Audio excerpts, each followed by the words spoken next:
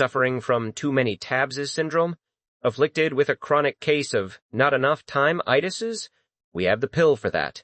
Welcome to Manhwa Novel Recap. We refine bloated novels into potent cinematic essence. Our first heavenly pill is a recap of Mist, Might, and Mayhem. Consume the pill by hitting like, absorb its effects by subscribing, and ring the bell to ensure the treatment never stops. A suffocating rustle filled the infirmary, an insidious sound that crawled across the floor and into the mind. Tiny, innumerable bodies swarmed, a living carpet of black that writhed and squirmed with horrifying uniformity. It was a tide of insects, countless in number, covering every inch of the floor. Mok Gyeong-un observed the encroaching darkness, a faint line of thought already connecting the dots. He rubbed his chin, a gesture of quiet contemplation, and spoke to the wispy form of Chung Ri-young. "Are these creatures the Gyo?" he asked, his voice calm despite the unsettling display. A plume of smoke curled from Chung Ri-young's pipe.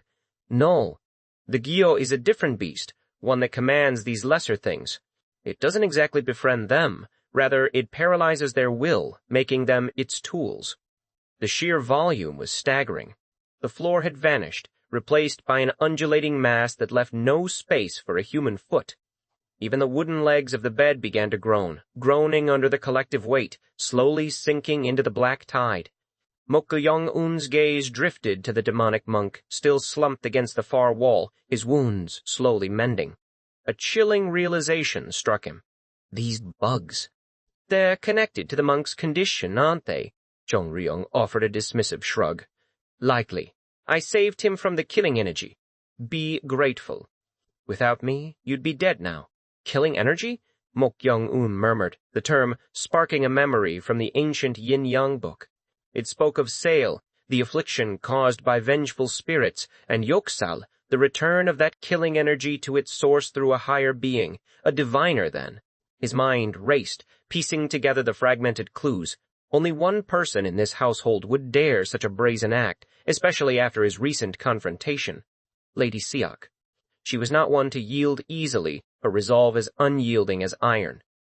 Mok Gyeong-un shook his head, a mixture of exasperation and grudging respect for her tenacity.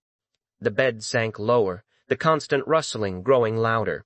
"What will you do?" Chung Ri-young prompted, her chin gesturing towards the rising tide of insects. "Stay still, and you'll become their feast." He raised an eyebrow, a silent plea. Chung Ri-young merely snorted, taking a long drag from her pipe. "I had compassion when you circulated your chi. Now that you're awake, do you lack the confidence to handle even this?" Mok Gyeong-un clicked his tongue. She was a difficult spirit, unyielding in her demands for self-reliance. "Isn't this a symbiotic relationship? Will you truly leave me?" "I'll let you survive," she countered, a mischievous glint in her eyes. He sighed, acknowledging her stubbornness.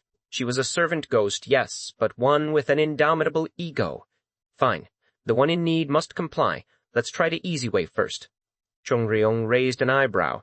"Easy way?" Mok Gyeong-un took a deep breath and shouted, his voice echoing in the confined space. "Is anyone there?"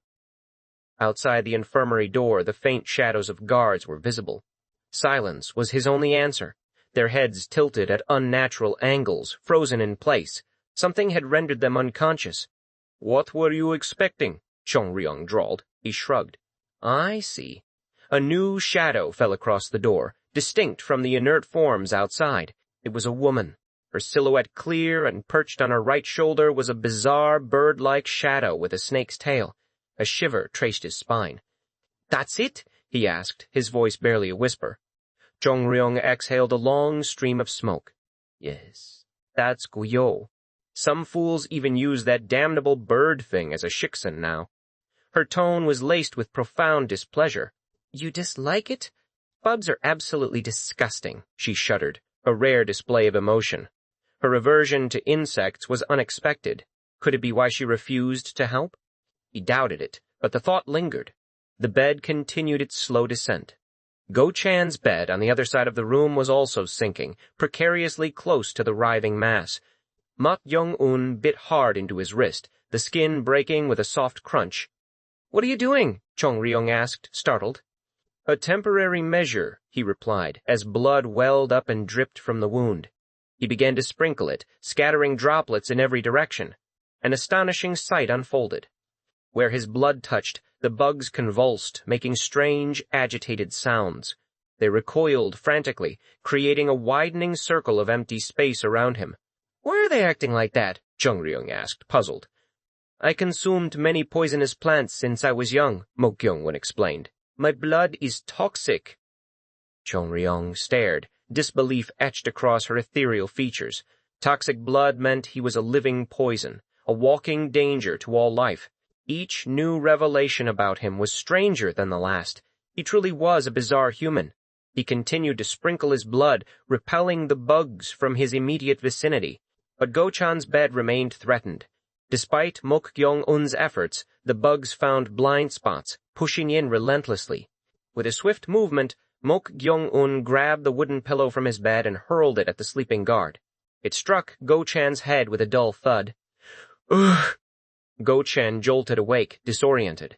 He instinctively looked around, his eyes widening in horror at the black sea of insects. What is this?" The bugs crawled onto his bed, a grotesque blanket. Panicked, Go-chan thrashed, shaking the blanket wildly to dislodge them. "It's dangerous," Mok Gyeong-un warned him. "Keep batting them away.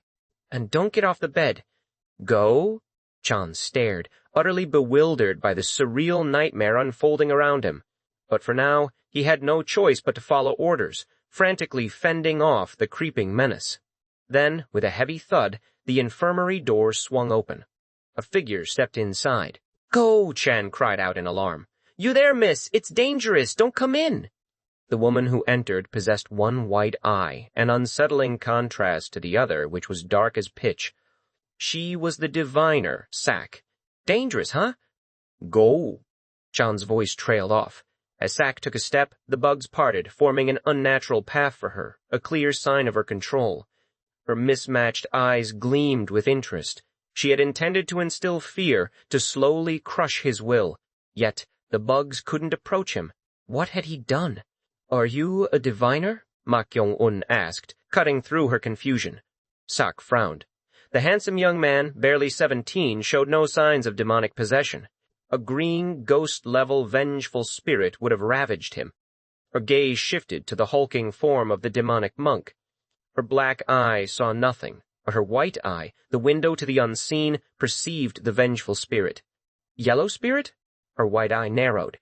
She could gauge the level of a spirit, and this injured one appeared to be yellow spirit tier. How could that be? A yellow spirit couldn't deflect a killing strike. If not the spirit, then it must have been its host, Mok Gyeong-un. But he seemed utterly devoid of sorceress skill. Who, then, had reflected her attack?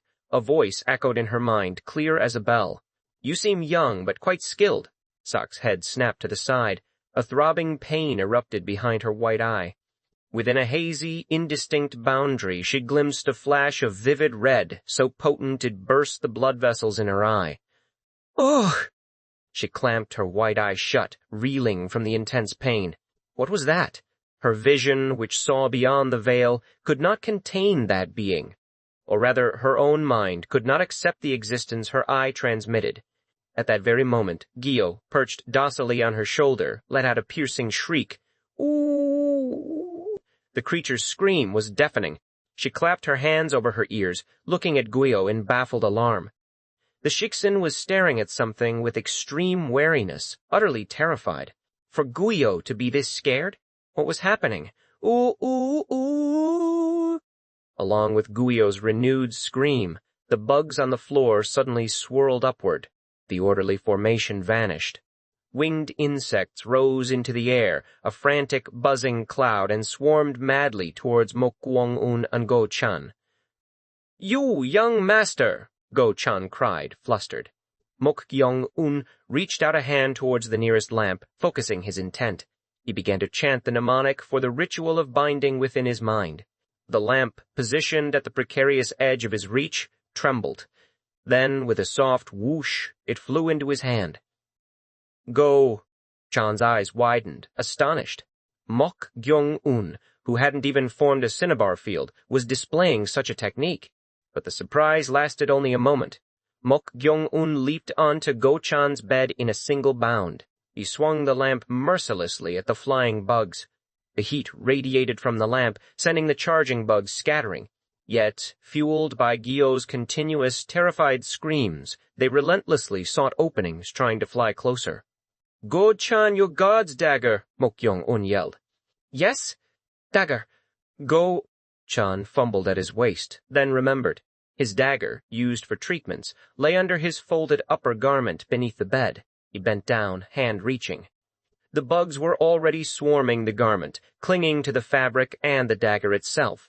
He hesitated, but then, enduring the revulsion, Go-chan snatched the weapon.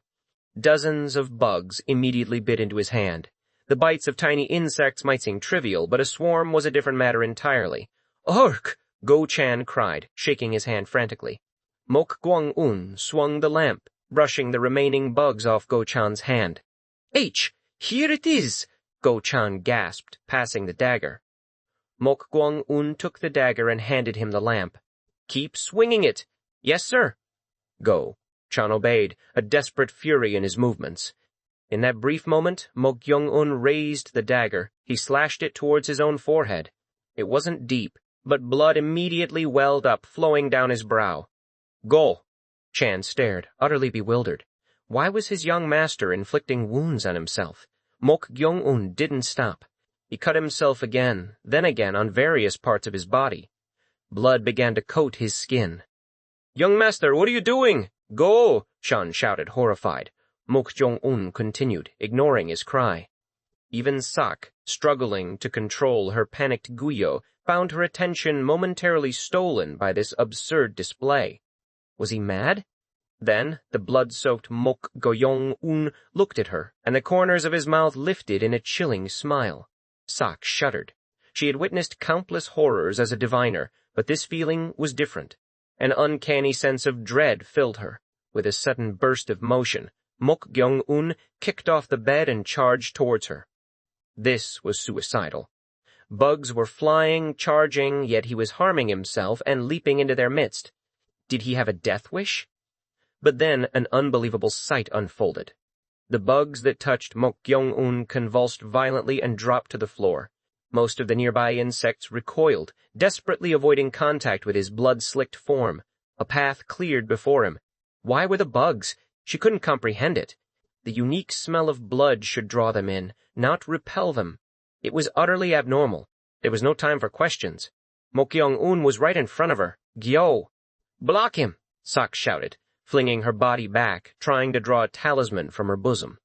Mok Gyeong-un hurled the dagger at her. She gasped, twisting her body to avoid it.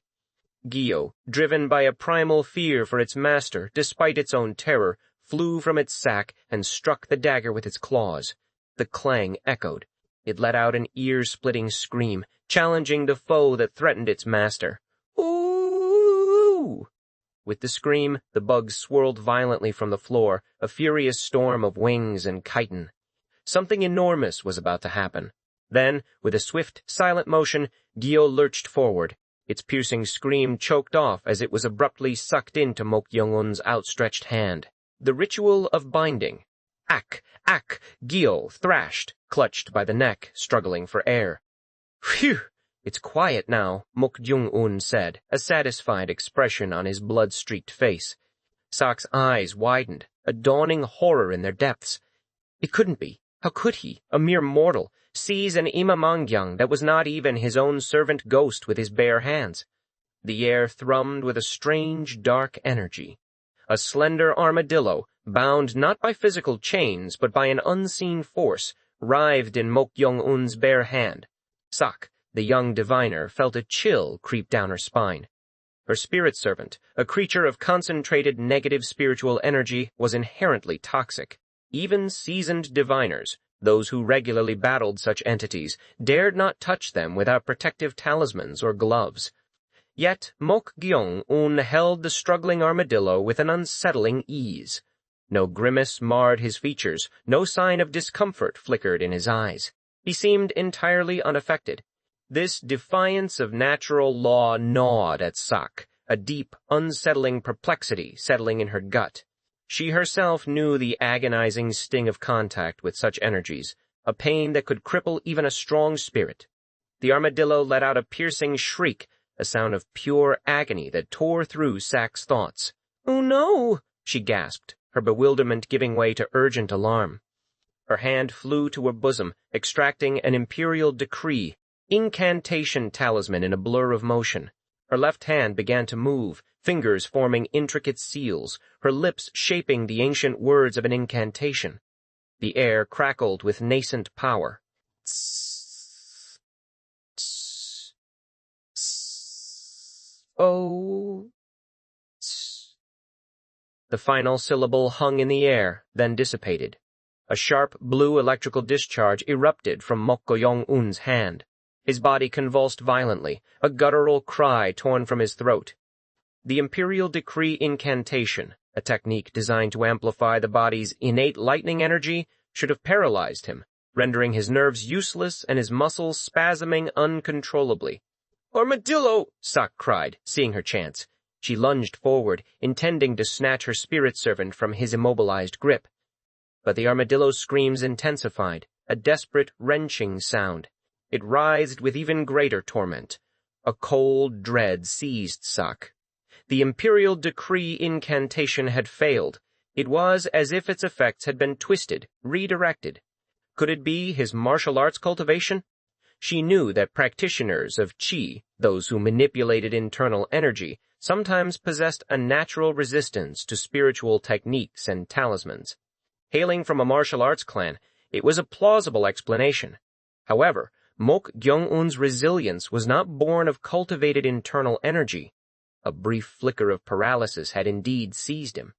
In that fleeting moment, though, the amplified lightning energy had been channeled directly into his right hand, feeding into the ritual of binding he had already initiated. He had, with cold cunning, chosen to release that energy into the armadillo itself. That was the true source of its torment. "Gyo!" The armadillo's cries tore at Sak's heart. Its agony spurred her to action. She tore at her sleeves, revealing talismans of the celestial ox and ox dipper bound to her wrists. With a swift movement, she plucked another talisman, marked with the Big Dipper, from her waist. Biting its edge, she formed another set of hand seals. The face ox, borrowing strength techniques, would double her physical might, a desperate measure diviners employed against powerful entities. "Great Dipper! Dam!" she began to chant, her voice low and urgent. "Evil spirit!" "Huh?" Sak's head snapped up. A blur of movement, and the demonic monk, Yellow Spirit, was upon her. He swung his skull prayer beads in a wide arc, aiming for her head. Sak hastily leaned back, dodging the crushing blow by mere inches. She bit her lip, a surge of irritation and frustration washing over her. She had completely forgotten him, dismissing him as a weakened threat. Now his wounds seemed to have vanished. His form, previously ethereal and broken, solidified, his aura radiating a newfound power. It was strange. Ghosts, no matter how incorporeal, did not recover with such speed, but her focus snapped back to the immediate danger, freeing the armadillo. A gut-wrenching scream tore from the armadillo. Sak's gaze shot to her spirit servant. It was emaciated, its form shrunken, its once vibrant spiritual energy rapidly fading. Panic clawed at her throat. This was not merely the armadillo being held captive, it was being consumed. How could a mere human touch, without exorcism, inflict such rapid, devastating decline on an Imamangyang entity? The armadillo was on the brink of death. She fumbled at her waist, drawing a wooden dagger, a talisman affixed to its blade.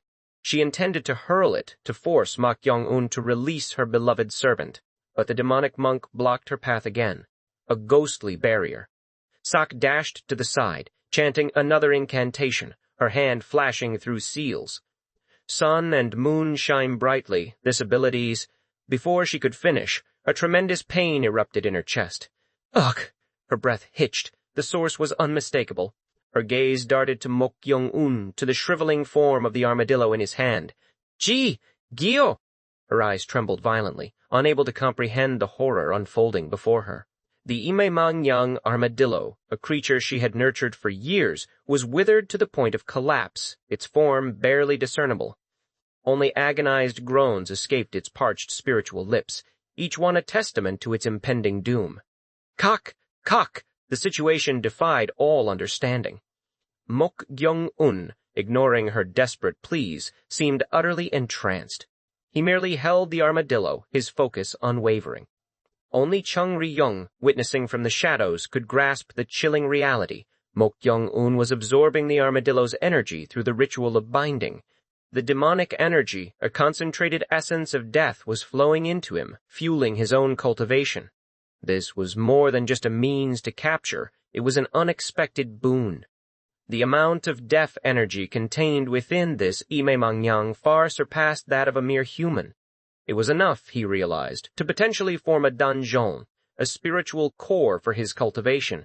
A cold smile touched his lips as he continued to drain the creature, uncaring of its torment. The armadillo, whose only notable ability was insect control, was utterly defenseless against the relentless siphon. Wail, eel, eel. The last vestiges of its energy drained, the armadillo teetered on the precipice of oblivion. Kung! Sak's knees buckled and she fell to the ground, tears blurring her vision.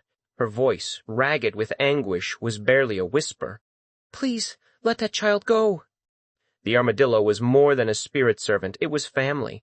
4 years they had been together. The thought of losing it was unbearable. If you release it, she shouted, her voice finding new strength in desperation, I will abandon the request. Mok Gyeong-un paused, his absorption halted. His head turned slowly, a flicker of intrigued surprise in his eyes. He gazed at the kneeling diviner. Such a desperate plea over a mere Imemangyang, not even human. It was unexpected. Was this bird-beaked creature truly that precious to her? He smirked. You mentioned a request, right? He asked, his voice deceptively calm. Yes, Sak choked out. Whose request was it? A surge of sickening realization washed over her. She had blurted it out, revealing the crucial secret. Maintaining client confidentiality was paramount for a diviner's reputation. To breach it meant ruin. But the armadillo's cries, faint but agonizing, spurred her. I'll ask again. Whose request was it? Mok Gyeong-un pressed, his tone hardening. She hesitated. Reputation was everything. It seems you don't particularly care about saving this creature, Mok Gyeong-un observed, a chilling threat in his voice. He made a show of preparing to resume the ritual of binding. Lady Seok, the principal wife of Yan Mok's sword manor, here requested it, Sak blurted out, defeated. Mok Gyeong-un's smirk widened. He had already guessed the client's identity, but her confirmation brought a cold satisfaction. As expected. Sak's face darkened, a profound sense of self-loathing twisting her features. She had betrayed her oath. Are you acquainted with the diviner named Myo-sin? Mok Gyeong-un inquired, his gaze piercing. The armadillo let out another pained cry, a desperate final sound. Yes, Sak stammered, startled. Your responses are slower than I expected. From now on, if there's no answer, I'll just dispose of this thing. Yook! Sak gritted her teeth. She, a diviner of considerable experience despite her youth, had never faced such a threat. Her spirit servant, her family, was being held hostage. If her sect leader or peers learned of this, the ridicule would be merciless. Yet, for Sak, who had no kin, the armadillo and the silver coins she earned were her entire existence. I'll answer well, so please don't do that, she pleaded, her voice trembling. We'll see, Mok Gyeong-un replied, his eyes cold. I'll continue asking questions, so please provide answers. If you accepted the request, did you receive money? Yes. How much did you receive? 1,000 silver coins. That's a substantial amount. He paused, then continued. I sense there's more to the exact request details. I was told that if the third young master, Mok Gyeong-un, had killed people while possessed by an evil spirit, I should forcibly exorcise him. That doesn't seem to be all. Sak swallowed hard. They said it didn't matter if he lost his life during the exorcism, and they asked me to obtain a secret manual from you. Uh-huh. Mok Gyeong-un's smirk deepened. It was precisely as he had surmised. They perceived his ability to control a spirit servant as an unknown power, a dangerous anomaly. Instead of risking a direct confrontation, they would send another diviner to eliminate him and seize what they believed was a secret manual. He stared intently at her, a flicker of calculation in his eyes. "Do you have any companions?" Sak hesitated, then answered, "Yes." She had considered denying it, but a desperate hope stirred within her.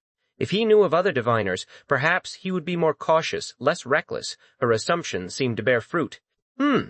So you have companions. Do your companions know that you're currently handling this task?" "Everyone knows," she replied instantly, a fragile hope blossoming in her chest. Knowledge of her group's existence would surely make him more prudent.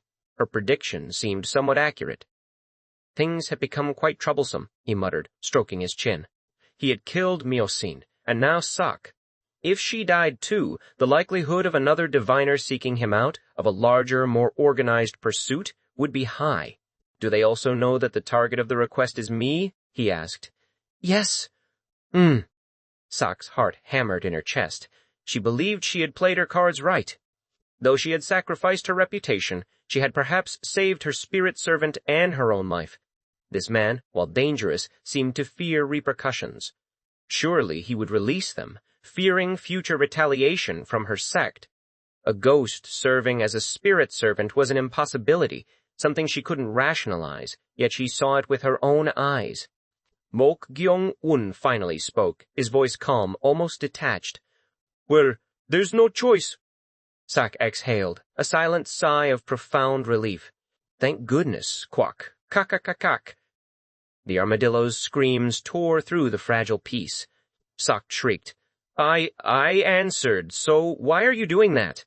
No matter how much I think about it, whether I let you go or not, it seems other diviners will come after me in some way. Am I wrong?" His eyes bored into hers. Sak's tongue felt heavy, glued to the roof of her mouth. She couldn't bring herself to answer. She knew, with chilling certainty, that he was right. Deception would not fool him. "Your silence confirms it," Mok Gyeong-un said, a cruel grin spreading across his face. "Then, bid farewell to this bird-beaked creature." With those words, he resumed the ritual of binding, the remaining energy from the armadillo siphoning into him. Sak's eyes burned, hot tears streaming down her face. Stop, I'll do anything, so please don't kill that child," she screamed, her voice raw with anguish.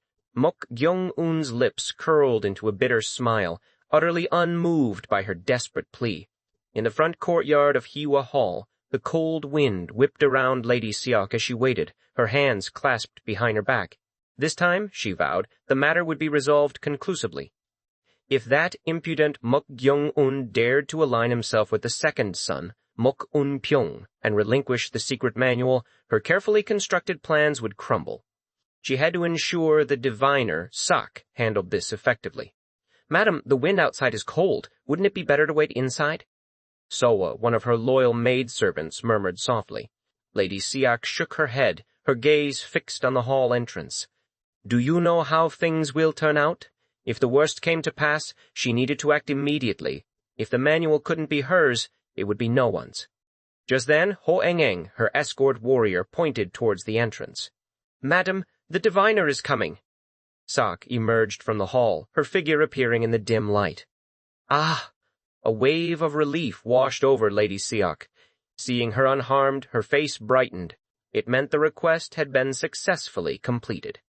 "Congratulations, madam," Soa whispered, sensing her mistress's triumph. "Don't get ahead of yourself," Lady Seok chided, though a proud smile tugged at her lips. She moved forward, intending to enter Hiwa Hall and inquire about the task's execution and the acquisition of the secret manual. But Sak stopped just past the entrance. Lady Seok found it peculiar. The diviner was fumbling in her bosom, extracting a talisman. "What is she doing over there? Come here and talk," Lady Seok began, her impatience growing. Before she could finish, Sak's voice, amplified by an unseen force, boomed through the courtyard. "Madam, our ghostly spirit pavilion cannot kill young Master Mok Gyeong-un as per your request." Lady Seok, Ho-eng, and even the maidservants froze, their faces a mask of utter bewilderment. The words hung in the air, a shocking, incomprehensible declaration. "Force!" This wench had gone mad, but Sak was not finished. "Young Master Mok Gyeong-un is not possessed by an evil spirit. Therefore, do not make such requests to our sect any more." if you make another request. Sak formed hand seals, her lips moving rapidly in a silent incantation, her eyes fixed on Lady Seok. Fo-A-eng, sensing immediate danger, lunged forward, intending to seize the defiant diviner. But it was too late. Ugh! Ak!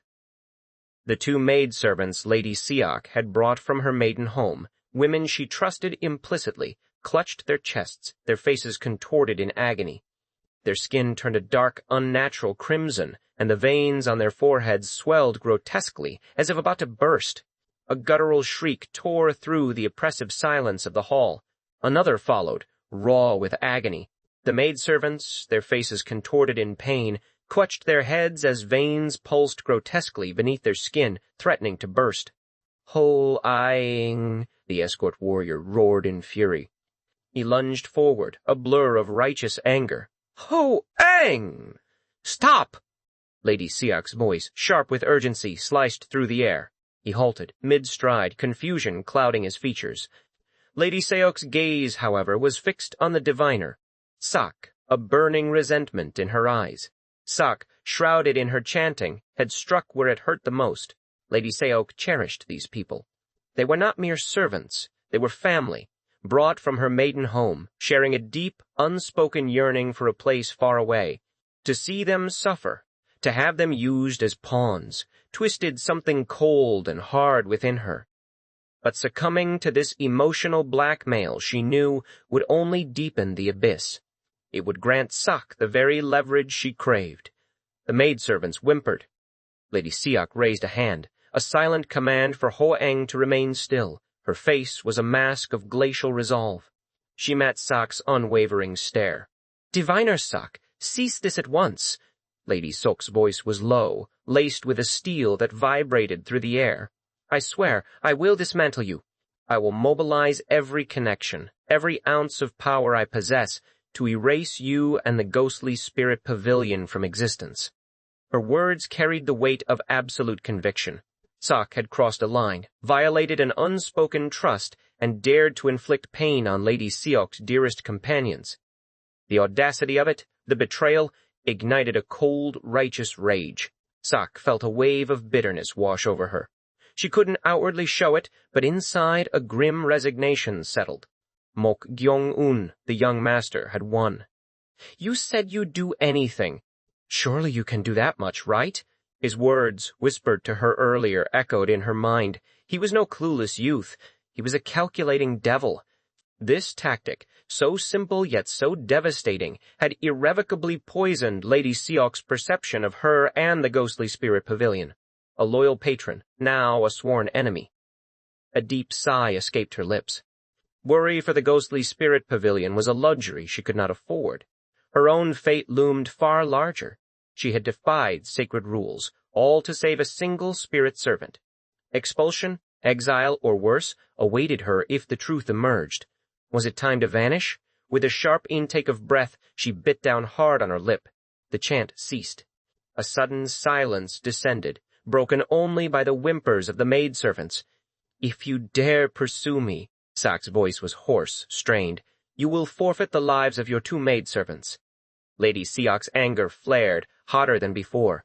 The sheer insolence, yet the unsettling power Sak had wielded, a distant, life-threatening exorcism technique, held her rage in check. She could not dismiss the threat. A frown creased Lady Seok's brow. Faint sounds drifted from the estate's outer courts, distant footsteps, hurried and numerous, heading towards Haiwa Hall. The outer court warriors were mobilizing. After a long, tense moment, Lady Seok's decision hardened. She gave Sak a curt nod. "Leave, now, before I change my mind." A small, shaky breath of relief escaped Sak. The technique, the 6 men and women servant technique, allowed control or harm from afar, but it demanded specific components, a part of the target, their birth date, 6 sacrificial offerings, and 2 talismans. What she had used was a temporary, desperate measure fueled by special talismans and a unique artifact, the tranquil bracelet. The bracelet, hidden in her bosom, lay shattered. The power was gone. It had been a gamble, and she had just barely won. She had to escape. If she lingered, she would be trapped. The door to the medicine hall creaked open. Sok's entrance hesitant, almost furtive. Mok Gyeong-un, perched casually on the edge of the bed, merely lifted a hand. "Did you do well?" he asked, his tone annoyingly nonchalant. "Yes," she replied, her voice strained. "I did as you instructed." He pressed again, his gaze unwavering. "Are you certain?" "Yes, young master, I have confirmed it." The voice came from behind her, familiar and steady. "Go, Sean." Sok's brow furrowed slightly as she turned. He had kept watch. Of course he had. Such a cunning mind would leave no stone unturned. She felt no resentment, however. For the sake of the armadillo, she had followed his orders to the letter. The small, emaciated creature, gasping for breath, lay cradled in Mok Gyeong-un's right hand. Its frail form was a testament to her desperation. "Now, please keep your promise," Sok urged, her voice tight with suppressed anxiety. "All right. A promise is a promise." Mok Gyeong-un's words offered little reassurance. He was a man of unpredictable whims, and she dared not lower her guard. He took a step toward her, the armadillo still clutched in his hand. There's something I want to ask." Sak flinched. Had he changed his mind? Was he about to renege? She fought to keep her expression neutral. "What is it?" she managed. "In that group you belong to, Ghostly Spirit Pavilion, are there others besides you who can control Imaemangyang entities or ghosts as spirit servants, like this armadillo or demonic monk here?"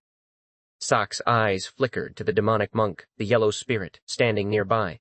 It was clearly an evil entity, a spirit of immense malice. How could it be controlled as a spirit servant? Ghosts, by their very nature, were consumed by obsession, by grudges, incapable of subservience. They were targets for exorcism, not tools. And he, Mok Gyeong-un, was not even a diviner. It made no sense. "Do you not want to talk about it?" Mok Gyeong-un's voice cut through her thoughts, his question sharp. "No, that's not it," she stammered. "In the Ghostly Spirit Pavilion, there are 3 diviners, including myself, who can control spirit servants." Her mind quietly corrected itself, 2 now. She was an outcast, an enemy of a powerful woman, a violator of her sect's most sacred rules. Her departure was inevitable. "Not that many, I see. Not in the Ghostly Spirit Pavilion, at least." The words slipped out, a moment of weakness. She inwardly chastised herself. She was speaking of things best left unsaid. If she were to leave, she would need to find a new group, but this was a foolish revelation. "In the Ghostly Spirit Pavilion? Are there other diviner groups, then?" he pressed, his curiosity piqued. Sak offered a vague, evasive answer. "Just as there are many martial arts sects in the Ganghul besides Yeonmok Sword Manor, it's the same with diviner groups." "Well, that makes sense." He nodded slowly. "Is there anything else you'd like to ask? Can you also tell me what kind of Imaemangyang the other 2 diviners control?" Sak suppressed a sigh. This man was relentless, preparing countermeasures, weaving discord. He had orchestrated her downfall, then sought to extract every scrap of information. She glanced at the armadillo, whose weak, pitiful gaze seemed to plead with her. After a moment of conflicted hesitation, she spoke. "Go. A diviner who has long served as the sect leader's assistant controls the demonic bird Gojo from Mount Teen. Noku as a spirit servant. What power does that Imaemangyang possess? I don't know exactly, but I remember its appearance. It has an eagle-like body with peculiar horns. You're not pretending not to know when you actually do, right?" "A spirit servant is akin to a secret art for a diviner," Sak explained patiently. "Most of them conceal what powers they possess. It was an unspoken rule among diviners, never reveal, never inquire." Mok Gyeong-un nodded. "What about the other person?" "It's the sect leader of Ghostly Spirit Pavilion. Even I don't know what Imaemangyang the sect leader possesses." "You don't know?" "Yes. However, there's a high probability that they possess a top-tier Imaemangyang as a spirit servant. The sect leader was one of the 64 halls of Fangwon, a renowned figure in the hidden world. Their skill would be extraordinary. Are there also ranks among Imaemangyang entities, like ghosts?" Sak nodded. "Yes." "What level would a top-tier one be?" "Imaemangyang can be classified into fierce beasts, monstrous beasts, demonic beasts, diabolic beasts, spiritual beasts, and divine beasts based on their rank." Her armadillo, a fierce beast, was considered docile, avoiding humans. Monstrous beasts, however, could be predators. Subduing anything higher was immensely difficult. Then, that sect leader must control a spiritual beast or divine beast. Sak shook her head. No, that's not the case. It's not? Yes. Spiritual beasts and divine beasts are walking calamities themselves, so even the most exceptional diviners find it nearly impossible to make them their spirit servants. These beings were legends, calamities. She had only read of them in ancient texts, in the classic of mountains and seas. Only 2 of the 6 directions, supreme rulers, the pinnacle of diviners, were rumored to have subdued spiritual beasts. Then, it must be a demonic beast or diabolic beast, right? That's probably the case. Even those were considered top-tier, beings of immense power that carved notorious reputations into regions. Mok Gyeong-un's lips twitched, and he murmured softly, almost to himself, "It would be nice if it were a diabolic beast." "Pardon?" "Ah, it's nothing." Sak's brow furrowed. What had he just said? Before she could ponder it further, Mok Gyeong-un handed the armadillo to her. "All right, you may go now." Her eyes, wide and trembling, fixed on the gasping armadillo. She carefully took it from his grasp. After Sak disappeared, Go-chan stepped forward, his voice laced with concern. "Young master, is it okay to let her go like that? I promised to let her go, didn't I?" Mok Gyeong-un's voice held no hint of his usual mirth. "Go," Chung grumbled inwardly. Mercy was not a trait he had come to associate with his young master. Still, he kept his expression carefully blank. "Will it be all right? I have a lingering concern that the diviner woman might harbor resentment and seek revenge." "It's fine. Aren't you worried?" It was a valid fear. From what he gathered, Mok Gyeong-un had threatened the diviner with something she clearly held dear. Revenge was a common consequence. Mok Gyeong-un simply offered a peculiar smile. Go-chan's words are correct, but she probably won't be able to do that. Probably? Go-chan remained puzzled. He couldn't fathom the source of such baffling confidence. Trembling fingers clutched the gasping armadillo. Diviner Sak's heart ached with a raw, visceral pain. This creature, her only friend, her family, was on the brink of death. Years they had spent together, and now it lay before her, drained of its essence, its life flickering like a dying candle. She had to find a way to restore its energy, or it would be lost forever. A fresh surge of fury coursed through her veins. She, a recognized talent, a diviner from a young age, forced to endure such humiliation. Her head swiveled, her gaze piercing the distance towards the medicine hall, where Mok Gyeong-un resided. "Although I'm retreating like this now," she thought, a dark vow forming in her mind, "before long, it seems you're vowing revenge, mortal." A voice, ancient and chilling, materialized directly behind her. Sak gasped, a choked sound of pure terror.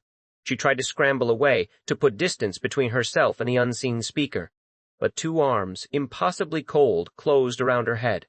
A sudden, paralyzing dread seized her. The cold seeped into her bones, sending shivers down her spine. The armadillo in her grasp, weak as it was, trembled violently, not from its illness, but from a profound primal fear. This sensation, it was unmistakable. The being that had effortlessly deflected her reverse killing technique, the one that had twisted her spirit eyes with pain, it was here. Cold sweat beaded on Sak's forehead. Drops trickled down her cheeks, a testament to her terror. It couldn't be. Now, in direct contact, she was certain. This was no ordinary ghost, no mere green spirit. How could this be possible? To control such an evil, spine-chilling entity? A sharp, searing pain exploded behind her eyes. Ugh! Her spirit eyes, reacting violently to the oppressive presence, shed tears of blood. Agony ripped through her as if they were being torn from their sockets. Darkness enveloped her vision. She could no longer see through her spirit eyes. Through her natural, unenhanced pupils, distorted and swimming, she caught a glimpse. Someone was looking down at her, inverted. The face was impossibly beautiful. Yet, in stark, horrifying contrast, blood-red eyes gleamed with an unmistakable, terrifying madness. The moment their gazes met, Sak's breath hitched, trapped in her throat. The fierce gaze of Sang Ung-baek, outer manor master of Yeonmok Sword Manor, rarely wavered. He was the merciless fist, a legendary figure in northern Anhui, and his loyalty to the Mok clan had been unwavering since the manor's inception. Unlike Jang Myung-in, the inner hallmaster who chose allegiance out of trust, Sang Ung-baek served from a bedrock of conviction. This made him impenetrable to Lady Seok's influence. She needed his support, or at least his neutrality, but he was a central pillar among the manor's retainers, making her cautious. "It is true, outer manor master," Lady Seok insisted, her voice smooth as silk, though a tremor of frustration vibrated beneath. "Why would I ever order harm against that child?"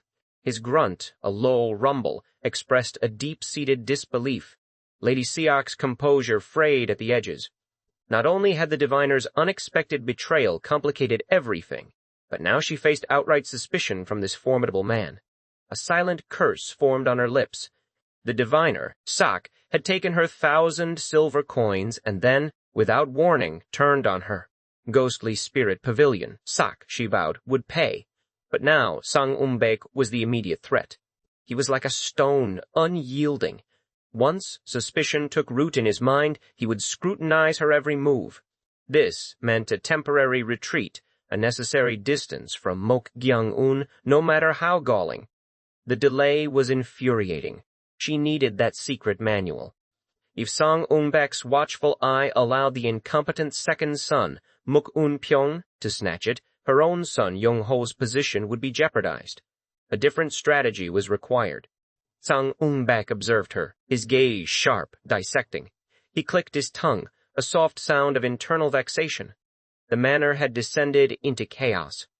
The master's life hung by a thread, his final breaths imminent, yet the house already resembled a fractured ruin. He had hoped for some decorum, at least until the master drew his last. Instead, the fight for succession had erupted into open attempts on a successor's life. A pang of sorrow pierced him. If the master were to know, his disappointment would be immeasurable. Yet, Sang Ung-baek also felt a quiet regret. Had the master clearly designated an heir from the beginning, he and the other loyal retainers would have simply upheld that will. But the master's indecision had sown the seeds of this discord. Now, even the retainers were divided. The moment the master's last breath escaped, Yeonmok's Sword Manor might truly become a blood-soaked battlefield. He had a choice to make. Supporting the eldest, Mok Young-ho, was the traditional path, but seeing the depths of the schemes being orchestrated, it was profoundly disappointing. Even the chief wife's complicity was unsettling. The future head of the family was resorting to such ruthless tactics. A thought nagged at him, something amiss. Why Mok Gyeong-un, the third young master? The first son and second son had obvious reasons to contend with each other. If they had targeted the youngest, the master's cherished prodigy, it would have made a twisted kind of sense. But Mok Gyeong-un possessed nothing. His martial talent was negligible, his maternal family's influence shattered. No retainer supported him. Why would the chief wife or the second young master bother with him? Was he merely the easiest target? No, that felt too simplistic. The manor master was still alive. Such blatant aggression would only alienate the retainers whose support was crucial. Sang Ung-baek's curiosity intensified. There had to be something about Mok Gyeong-un, something significant enough to risk everything. He had to uncover the truth. A swift, silent movement rippled through the air. Someone descended from the ceiling of the medicine hall, landing with the grace of a falling feather. It was Chong Ru-yong, adorned with her crown, a long pipe clutched between her lips. Demonic monk offered a respectful bow. A gesture Chong Ru-yong met with a grumble. "Is it her spirit servant, or her diviner's status?" she muttered, the smoke from her pipe curling around her ethereal form. She had waited for the opportune moment, poised to possess Sak's body. But her attempt had met an invisible wall. She could not comprehend the reason for her failure. Diviners, she knew, wove protective incantations, shielding their forms with talismans. Low-grade ghosts, even those driven by fierce desire, could not breach such defenses. Yet, Chong Ryong was no low-grade ghost. Still, the possession failed. She clicked her tongue. Her desperate bid to sever the forced bond had been thwarted. Could it be because she herself had been turned into a spirit servant? A sullen expression etched onto her face. Chong Ryong drifted towards Mok Gyeong-un, who sat upon the bed, absorbed in his reverse chi circulation. There's no escape, she mused, her blood-red eyes flickering with an unexpected intrigue. But this fellow, through her spectral vision, she saw his energy, once chaotic, now remarkably stable. A soft ho-ho escaped her lips.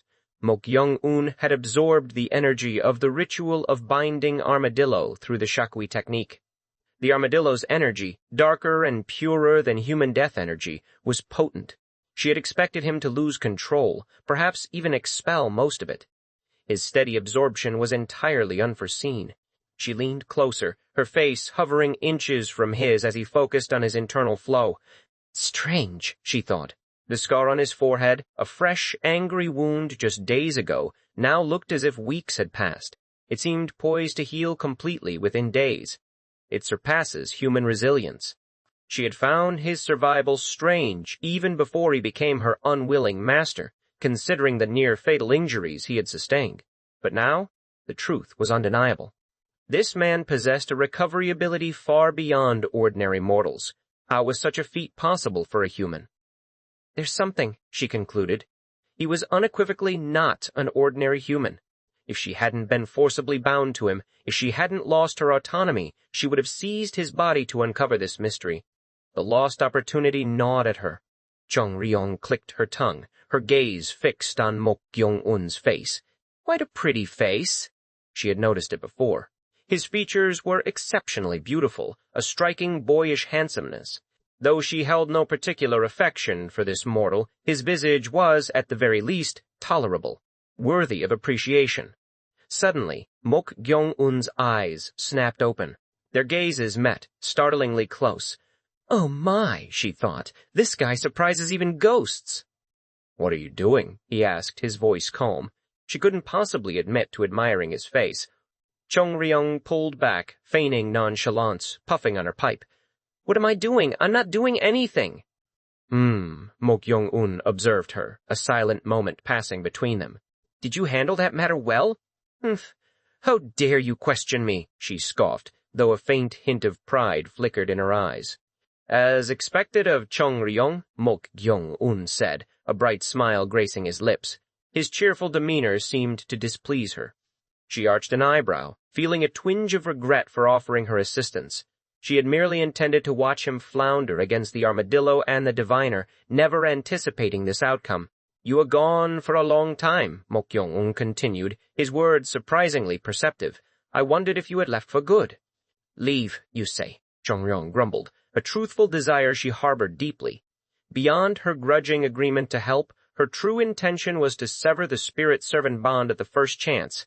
Stop talking nonsense and continue circulating your chi. If you want to make the energy you took from the armadillo your own, even a little bit, you should. Ah, there's one thing I want to confirm. Confirm? She echoed. Yes. I'm curious if this is what they call the donjon. Donjon? It's still unknown whether you can form a donjon with death energy. If you diligently... Isn't this tiny clump below the navel the donjon? He interrupted, pointing. What? Chung Royong's brow furrowed. Had he just claimed to have formed a donjon? That can't be. She stared at him, disbelief clouding her spectral features. No matter how much energy he had absorbed, forming a donjon so swiftly was incomprehensible. She had never witnessed such a precedent, not even in her long life. After merely sensing the energy, he had circulated his chi for only a short while, and already a donjon? Can I check? She asked, her voice laced with an eager skepticism. Yes, I'm curious if it's correct, so go ahead. Chung Ryong extended her palm towards Mok Gyeong-un's abdomen. The method of verification was simple for a ghost. Without a physical form, she could pass directly into his body. But then, she stopped. Her palm didn't enter his abdomen. It met an invisible barrier. As a high-grade ghost, she could materialize briefly, but this was different. Tack-tack! She tapped against his skin, a soft, impossible sound. What are you doing? Mok Gyeong-un asked, his confusion evident. It won't go in. Why? How would I know? Even she couldn't grasp the reason. It was clearly an ethereal state, yet it collided with his body. Thinking there might be an issue with herself, she drifted to Go-chan, who snored contentedly on the adjacent bed. She slipped her hand into Go-chan's stomach. It passed through naturally. It works here, she mused. Then, She briefly materialized the tip of her inserted hand and gently touched his danjon. Go. Cheon jolted awake, a strangled gasp escaping his lips. His eyes rolled back, and he promptly fainted. Chong-ryong had momentarily forgotten that the danjon, once formed, became the most sensitive point of the body. Whether Go-chan fainted or not was of no consequence to her. Teask, what an exaggeration, she muttered, unconcerned. Anyway, it's not my problem. Her focus remained solely on the anomaly. For some inexplicable reason, her ethereal hand could not pass through Mok Gyeong-un. It collided with him. Strange, she murmured. If it's not between ethereal bodies, there's no reason for them to collide like this. Hey, Matman, you try it too. Demonic monk approached, carefully reaching out to touch Mok Gyeong-un. As expected, even his ethereal form could not pass through Mok Gyeong-un's body. The two ghosts couldn't hide their utter bewilderment. Do you know why? Mok Gyeong-un asked. If it's not between ethereal bodies, there's no reason for them to collide like this, Chong-ryong repeated, genuinely puzzled. Then it will be difficult for you to confirm whether I have a danjon or not. Well, even if not, there are other. A soft creak interrupted her. The medicine hall door opened slowly. 3 pairs of eyes, 2 spectral, 1 mortal, turned towards the sound. A middle-aged man with a fierce, commanding presence stepped inside. Outer Manor Master? Mok Gyeong-un recognized him instantly. Sang Ung-baek. He had interrogated him once before. Ah! Sang Ung-baek's expression subtly darkened as he spotted Mok Gyeong-un sitting cross-legged, the numerous injuries marring his body still visible beneath the scabs. Though recovering quickly, the marks were undeniably harsh. Sang Ung-baek approached, bowing deeply. You're still awake, young master. Ah, yes. Closer now. Sang Ung-baek lowered his head further. I apologize. Had I paid more attention, this wouldn't have happened. To him, Mok Gyeong-un's condition appeared dire, the result of a vicious attack. He genuinely felt responsible for what he perceived as his own negligence. Mok Gyeong-un shook his head. No, it's all right. These things can happen. It's not a matter of these things can happen. The outer hall warriors were guarding, yet you were injured, young master. This is entirely my fault. You don't need to blame yourself, Mok Gyeong-un said, a faint smile playing on his lips. Sang Ung-baek's eyes flickered, scrutinizing the young master. As the outer manor master, he had occasional contact with the young masters, possessing a rough understanding of their personalities. Rumors within the manor had painted Mok Gyeong-un as fussy and timid, especially after his martial talent faded and his maternal family declined. Yet, now, he appeared remarkably composed. He had faced life-threatening situations twice in rapid succession, yet he exhibited no fear, no emotional trauma. Was he always like this? Doubt began to gnaw at Sang Ung-baek. Even seasoned adults found it challenging to remain so calm after suffering severe injuries and facing death. Young master, are you truly all right? At the question, Mok Gyeong-un instantly realized his misstep. He had treated the incident as trivial when he should have feigned some distress. He lowered his head slightly. To be honest, I am worried that I might die quietly at this rate. Sang Ung-baek's eyes narrowed further. His suspicions deepened. Even if he expressed concern now, it was too late. The calm acceptance, the delayed anxiety felt rehearsed. This has become troublesome, Mok Gyeong-un mused silently. He had largely avoided serious suspicion until now, but this unexpected person seemed determined to complicate matters. While Sang Ung-baek didn't yet seem to doubt his identity as Mok Gyeong-un, involving someone with such keen intuition would undoubtedly be unfavorable. Young master, you don't look well, Sang Ung-baek began again. May I examine your body to see if you have any severe internal injuries? Beside Mok Gyeong-un, Chong-ryong whispered, It's better to be careful. If, as you said, a danjon has truly formed, no matter how small it is, its energy will be completely unrelated to life energy. Mok Gyeong-un glanced at her, confused. She smirked. You might be mistaken for practicing an evil path. An evil path? Mok Gyeong-un knew little of martial arts, but Chong-ryong's tone conveyed the gravity of her warning. He shook his head. It's all right. When the physician comes tomorrow. Young master, please forgive my rudeness. Before Mok Gyeong-un could finish, Sang Ung-baek moved. A blur of motion, his hand shot out, grasping Mok Gyeong-un's right wrist with the swift, precise goldenrod hand technique. Sang Ung-baek's movements were far swifter than those of the escort guard Gam or even Lady Siak. There was no room to dodge. Not only did Sang Ung-baek seize his wrist, but he simultaneously struck several acupoints on Mok Gyeong-un's chest. A rapid succession of impacts numbed and immobilized his body. Having secured Mok Gyeong-un, Sang Ung-baek began to inject his true energy through the wrist, intent on examining the donjon. His true energy flowed along the meridian pathways, deep into the internal organs, seeking to sweep down towards the lower abdomen. But suddenly, the true energy dispersed, vanishing into nothingness. Sang Ung-baek's brow furrowed. He felt the flow had been interrupted and tried again. The result was identical. His true energy flowed, then dispersed. Something was profoundly wrong. He pondered for a moment. Normally, when examining a patient, one injected only a gentle stream of true energy, enough not to cause strain. But if it dispersed like this, he had no choice but to inject more. This method, however, carried an inherent risk. "Young master, I apologize, but I will inject a little more true energy," Sang Ung-baek explained, his voice tight with concentration. "Although I have struck the numbing acupoints, please endure the discomfort for a moment." "There's no other way," Mok Gyeong-un said, his voice unusually calm. "Chong-ryong, Chong-ryong." "What is—" A sudden sharp pang seized Sang Ung-baek's chest. He couldn't move. A bizarre sensation gripped his heart gently, yet with an undeniable force. Gasp! Gasp! Instinctively, Sang Ung-baek understood. The grip was impossibly light, but if it exerted even a fraction more pressure, his heart would burst. What was this inexplicable phenomenon? As he struggled with the terrifying reality, Mok Gyeong-un spoke, as if conversing with an unseen companion. No, it would be troublesome if you burst his heart. Please wait a moment." Sang Ung-baek's eyes widened, tears threatening to sting them. The air in the chamber hung thick with a palpable dread, every ragged gasp from Sang Ung-baek echoing the terror gripping his heart.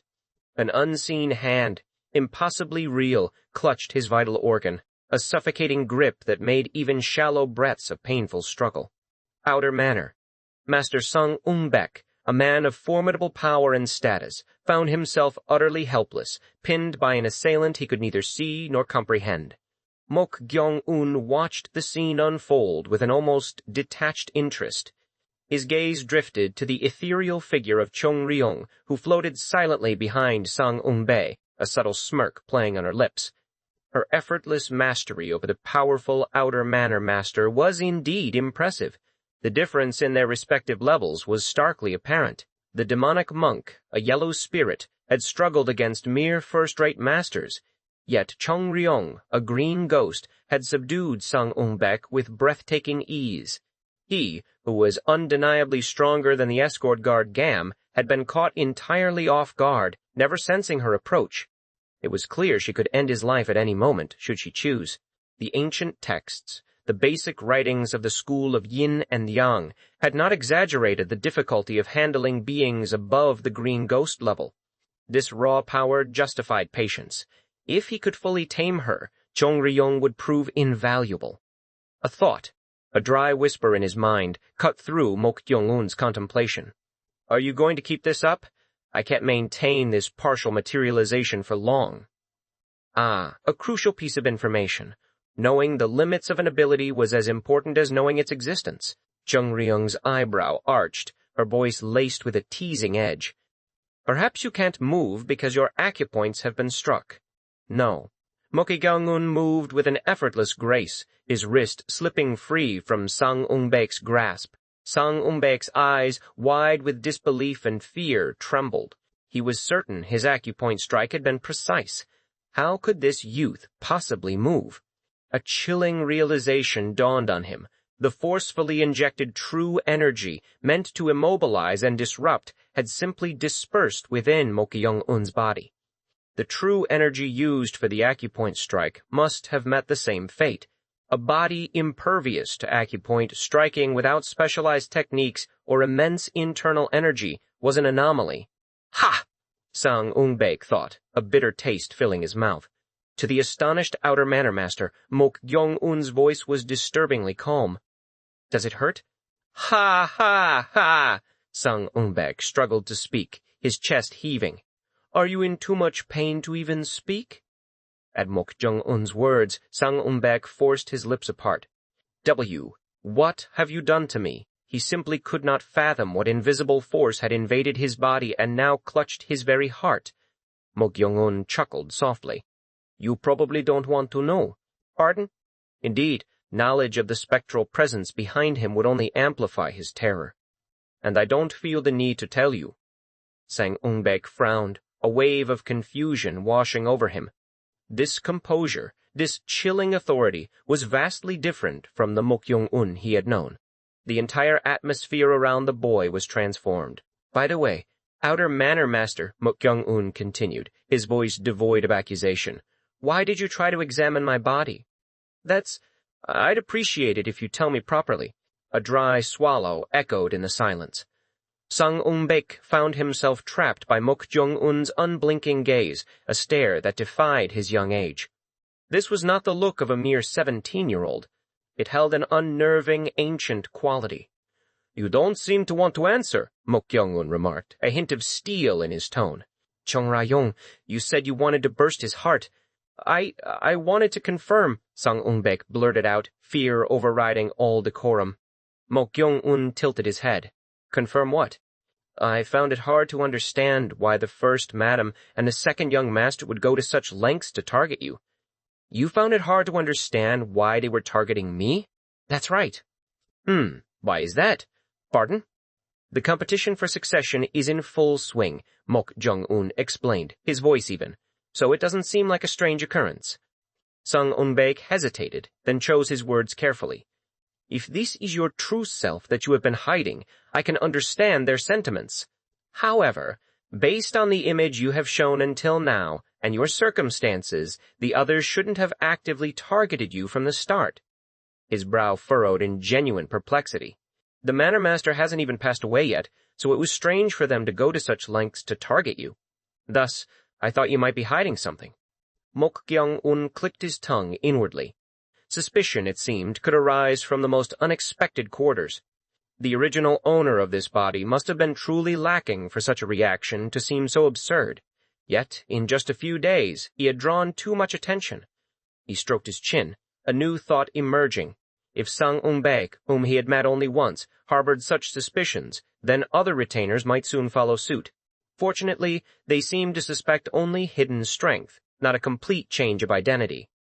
"So," Mok Gyeong-un said, his voice flat, "did you achieve your purpose of confirmation?" Sang Ung-baek's voice was taut with tension. "Did you hide it deliberately? Who knows? I have no obligation to tell you that.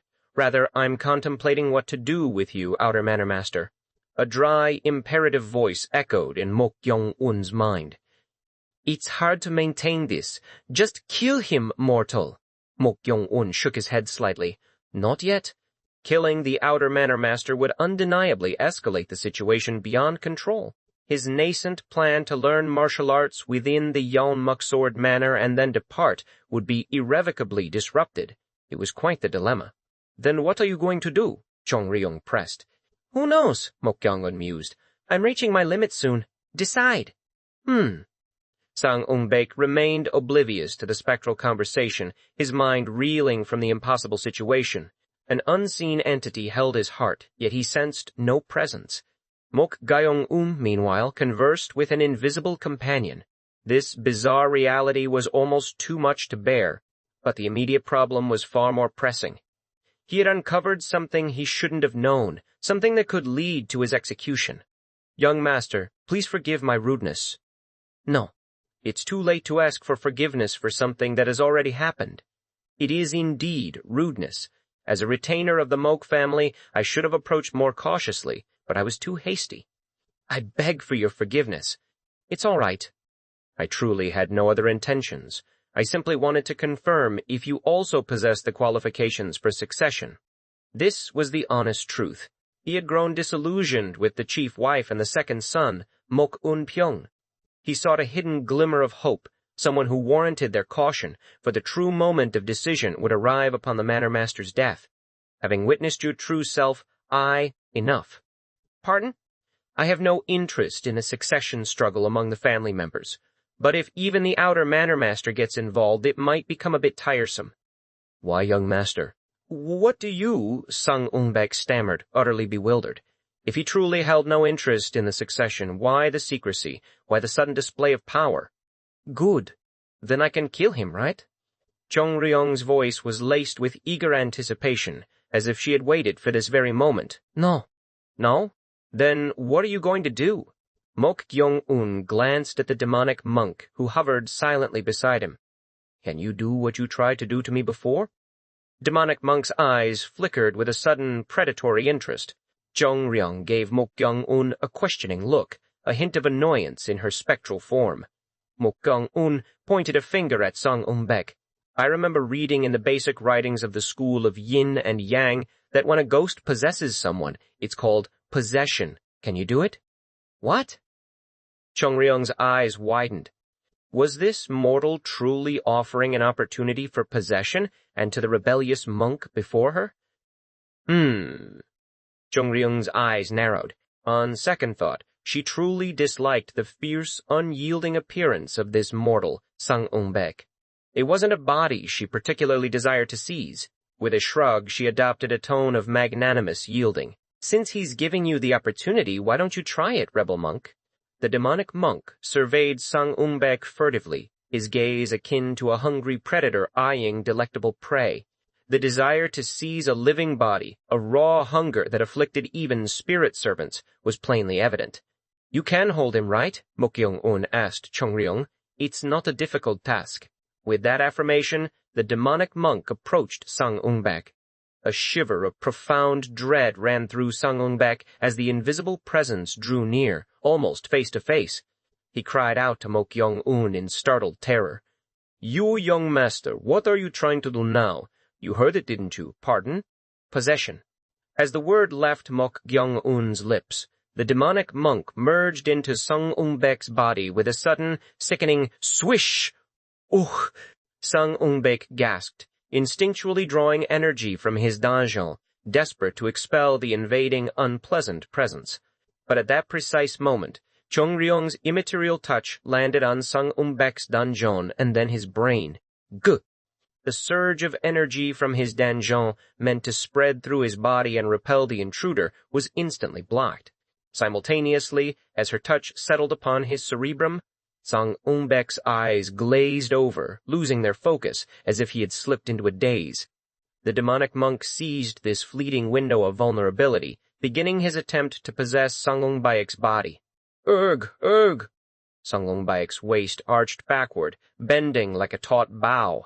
An eerie, guttural sound, kick, escaped his lips. Black veins, thick and pulsating, bulged grotesquely across his skin. His entire form twisted, eerily reminiscent of the manor master's agonizing state when tormented by the same spirit. This, Mok Gyeong-un realized, was the violent process of occupying a body through what the spirits referred to as killing the host. Mok Gyeong-un observed Sang Ung-baek with an intrigued gaze. The man's body writhed violently, a clear manifestation of profound agony. Who? Chung Ryong exhaled a thick cloud of smoke from her long pipe, her eyes gleaming with anticipation. She, too, watched with rapt attention. Please, let it be severed. This hope pulsed through her. That diviner girl Sak had failed to sever the spirit-servant bond. But Sang Ung-baek was different. She yearned for the demonic monk to succeed in dominating this body, hoping it might sever the restrictive bond of being a spirit servant. If it worked, she too could target a corporeal soul, one that seemed easy to deal with, and free herself from Mok Gyeong-un's control. Then, with a subtle swish, the black veins that had distended across Sang Ung-baek's skin began to recede, settling back into his flesh as the body yielded to domination. The agonized expression on Sang Ung-baek's face slowly faded, replaced by an unsettling, utterly expressionless blankness. His waist straightened, a series of soft pops echoing from his spine. Sang Ung-baek's eyes, which had been tightly shut, slowly opened. They held a peculiar, detached glint, vastly different from before, though the paleness of his face had yet to fully dissipate. At that moment, Sang Ung-baek tilted his head slightly, a faint tremor running through him. "Why is this happening? Is the possession not finished yet?" Chung Ryung answered Mok Gyeong-un's unspoken question. "He must be imprisoning the self. It's natural to dominate the mind after seizing the body." "Oh, is that so?" Once the mind is dominated, everything is taken away, even the memories of the possessed body. Memories? Ah! Mok Gyeong-un remembered the demonic monk as an evil spirit, using a diviner's incantation to force the manor master to reveal the location of a secret manual. If memories could be read, then the possessor could almost become the person. The corners of Mok Gyeong-un's mouth curled into a slight smile. Not bad. There would be no need for troublesome processes to make him useful. A spirit servant, once possessing a body, would be completely his own. There would be no worry about them changing their mind, unlike unpredictable humans. At that very moment, the subtle trembling of Sang Ung-baek's head ceased. The faint, subtle, ghostly energy that had lingered in his eyes was almost imperceptible now.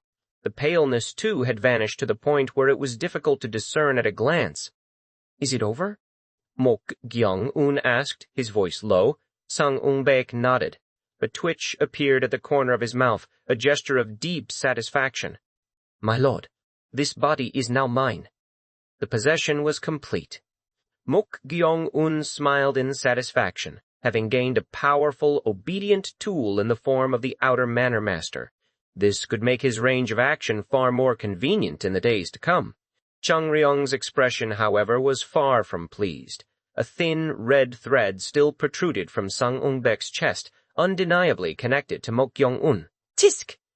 Possessing a body had not, it seemed, severed the bond of being a spirit servant.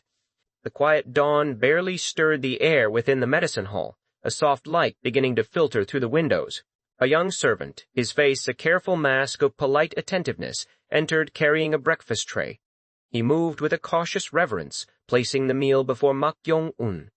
"As you instructed, young master," the servant murmured, his gaze briefly flitting to the plate. "The meat is prepared with visible blood." A faint, almost imperceptible tremor ran through his hand. Mok Gyeong-un's smile was immediate, bright, and utterly disarming. "Why?" "Do you find the blood unappetizing?" he inquired, his tone light. The servant's hands fluttered in immediate denial. No, that's not it," he stammered, his eyes wide. He was but a low-ranking helper, keenly aware of the delicate dance required around anyone of the Mok family, especially this enigmatic young master. Offending him was a risk no one desired. Mok Gyeong-un continued, his smile unwavering. "When the meat is fully cooked, the texture isn't great. Should I say it's tough? I prefer it when it's tender and has some blood. Try eating it like that sometime." The servant could only nod, a faint, bewildered expression on his face. "Yes, yes," he replied, the words feeling alien on his tongue. He simply could not fathom what could be delicious about such a dish.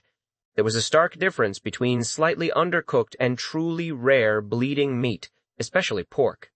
A gamey unpleasantness was all he envisioned. It was, without a doubt, a truly unique taste preference. As the servant retreated, Mok Gyeong-un began to eat, savoring each bite with a peculiar relish. His eating etiquette was astonishingly precise. Each mouthful was chewed exactly 30 times before he swallowed, his lips never parting. His use of chopsticks, too, was a display of refined grace.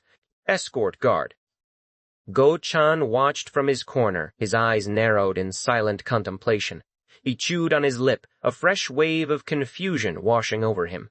Mok Gyeong-un had claimed to have lived a solitary existence with his grandfather in the mountains, yet every gesture, every nuance of his behavior spoke of rigorous, high-born training.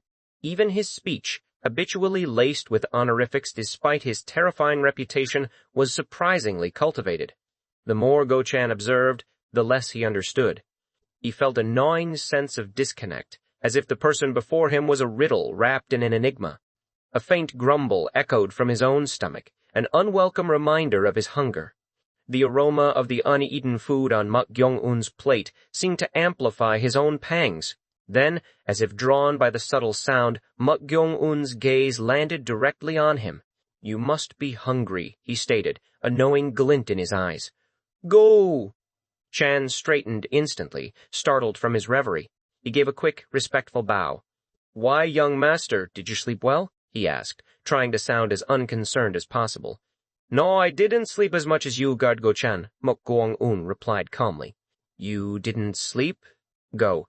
Chan's brow furrowed. "Yes. Then, after your meal, you should get some more. No. If I die, I can sleep as much as I want." The words, delivered with a casual lightness, sent a familiar chill down Go Chan's spine. No matter the subject, Mok Gyeong-un always managed to interject a morbid, unsettling thought. "Go." Chan swallowed, his throat suddenly dry. "Is something troubling you?" he ventured. "I suppose you could call it a concern," Mok Gyeong-un mused, dipping his chopsticks into his bowl. "It's nothing major, and I was planning to ask you about it when you woke up anyway." "What do you mean?" Go Chan asked, a ripple of unnecessary anxiety stirring within him. After the bizarre events of the previous night, which felt more like a fever dream than reality, he desperately hoped for a quiet day. He even dreamt of a ghostly woman, puffing on a long pipe, plunging her hand into his stomach. These days, he felt perpetually on the edge of sanity. Mok Gyeong-un lowered his voice, the question unexpected. "Do you know the basic techniques of Yon Mok Sword Manor?" "Pardon?" "Go." Chan stared, momentarily bewildered. Why would the young master suddenly inquire about basic techniques? Mok Gyeong-un repeated the question, his gaze unwavering.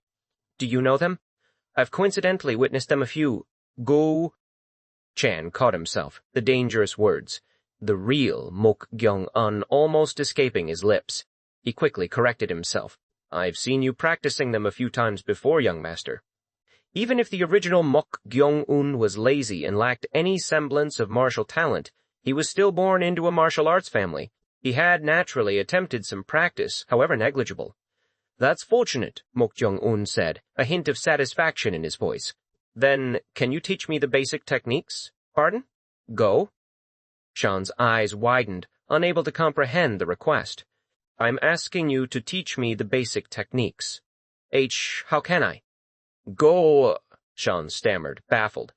Mok Gyeong-un's mind drifted back to yesterday's early morning, to the hidden training room of the medicinal hall. He had just discovered the formation of his danjong, a wellspring of nascent internal energy. Eager to begin, he had attempted to practice the ignited wood sword formation, a secret manual he had committed to memory. But an unexpected problem had arisen. The movements aren't connecting. "It's strange," he had muttered, his body twisting and turning in awkward, disjointed motions. Chung Ryung, ever observant, had chuckled softly beside him. "It's an advanced martial art, mortal," she had stated with a knowing air. "Pardon, mortal, you really know nothing about martial arts." Her tone was laced with a touch of condescension, but her words were clear. "What's an advanced martial art?" Mok Gyeong-un pressed. To put it simply, it's literally a high-level martial art. It's difficult to reach an advanced realm through ordinary martial arts, no matter how much you practice, but advanced martial arts are different. They contain condensed insights to reach an even more profound realm. Then isn't that a good thing? Mok Gyeong-un wondered aloud, still trying to grasp the concept. "You fool."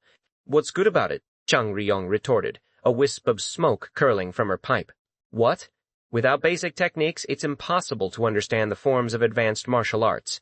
To eliminate unnecessary postures and forms, one must have a foundation in basic techniques." Mok Gyeong-un paused, the truth of her words slowly dawning on him. "Do you understand?" she prompted. "Roughly." Tska. Anyway, if you don't practice the basic techniques, you won't even be able to learn half of the first form of that sword technique. That was the stark reality. And so, Mok Gyeong-un had turned to Go Chan. "It seems I can't learn the ignited wood sword formation without the basic techniques," Mok Gyeong-un explained honestly, his gaze fixed on Go Chan. Go Chan's eyes widened, a flicker of surprise in their depths. "You're trying to learn the Manor Master's exclusive secret technique?" he asked, the words tumbling out. "Yes. Is there a problem with that?" "Rather than a problem," Are you perhaps aiming for the successor position, young master? Go. Chan knew of Mok Gyeong-un's newfound desire to learn martial arts, but the ignited wood sword formation was different. It was exclusively the manor master's, a designation not given lightly. Learning it would undeniably alter the entire succession dynamic. No. How could that be? Mok Gyeong-un denied, though his smile remained. But why? Go-chan pressed, a knot forming in his stomach. If it's the manor master's exclusive martial art, wouldn't it be all the more useful? Mok Gyeong-un said simply. Useful! Go-chan internally scoffed. The ignited wood sword formation was more than useful. Among the past manor masters of Yeonmok Sword Manor, some had wielded it to become overlords of Anhui Province. Its renown in the Gangho, the martial world, was legendary. It's not just useful, but an extraordinary sword technique, Go-chan clarified, choosing his words carefully. But young master, if you learn that, it might cause problems later. It's fine as long as we don't get caught. Getting caught was not the primary issue. The moment Mok Gyeong-un even began to learn it, he would be irrevocably drawn into the brutal succession war.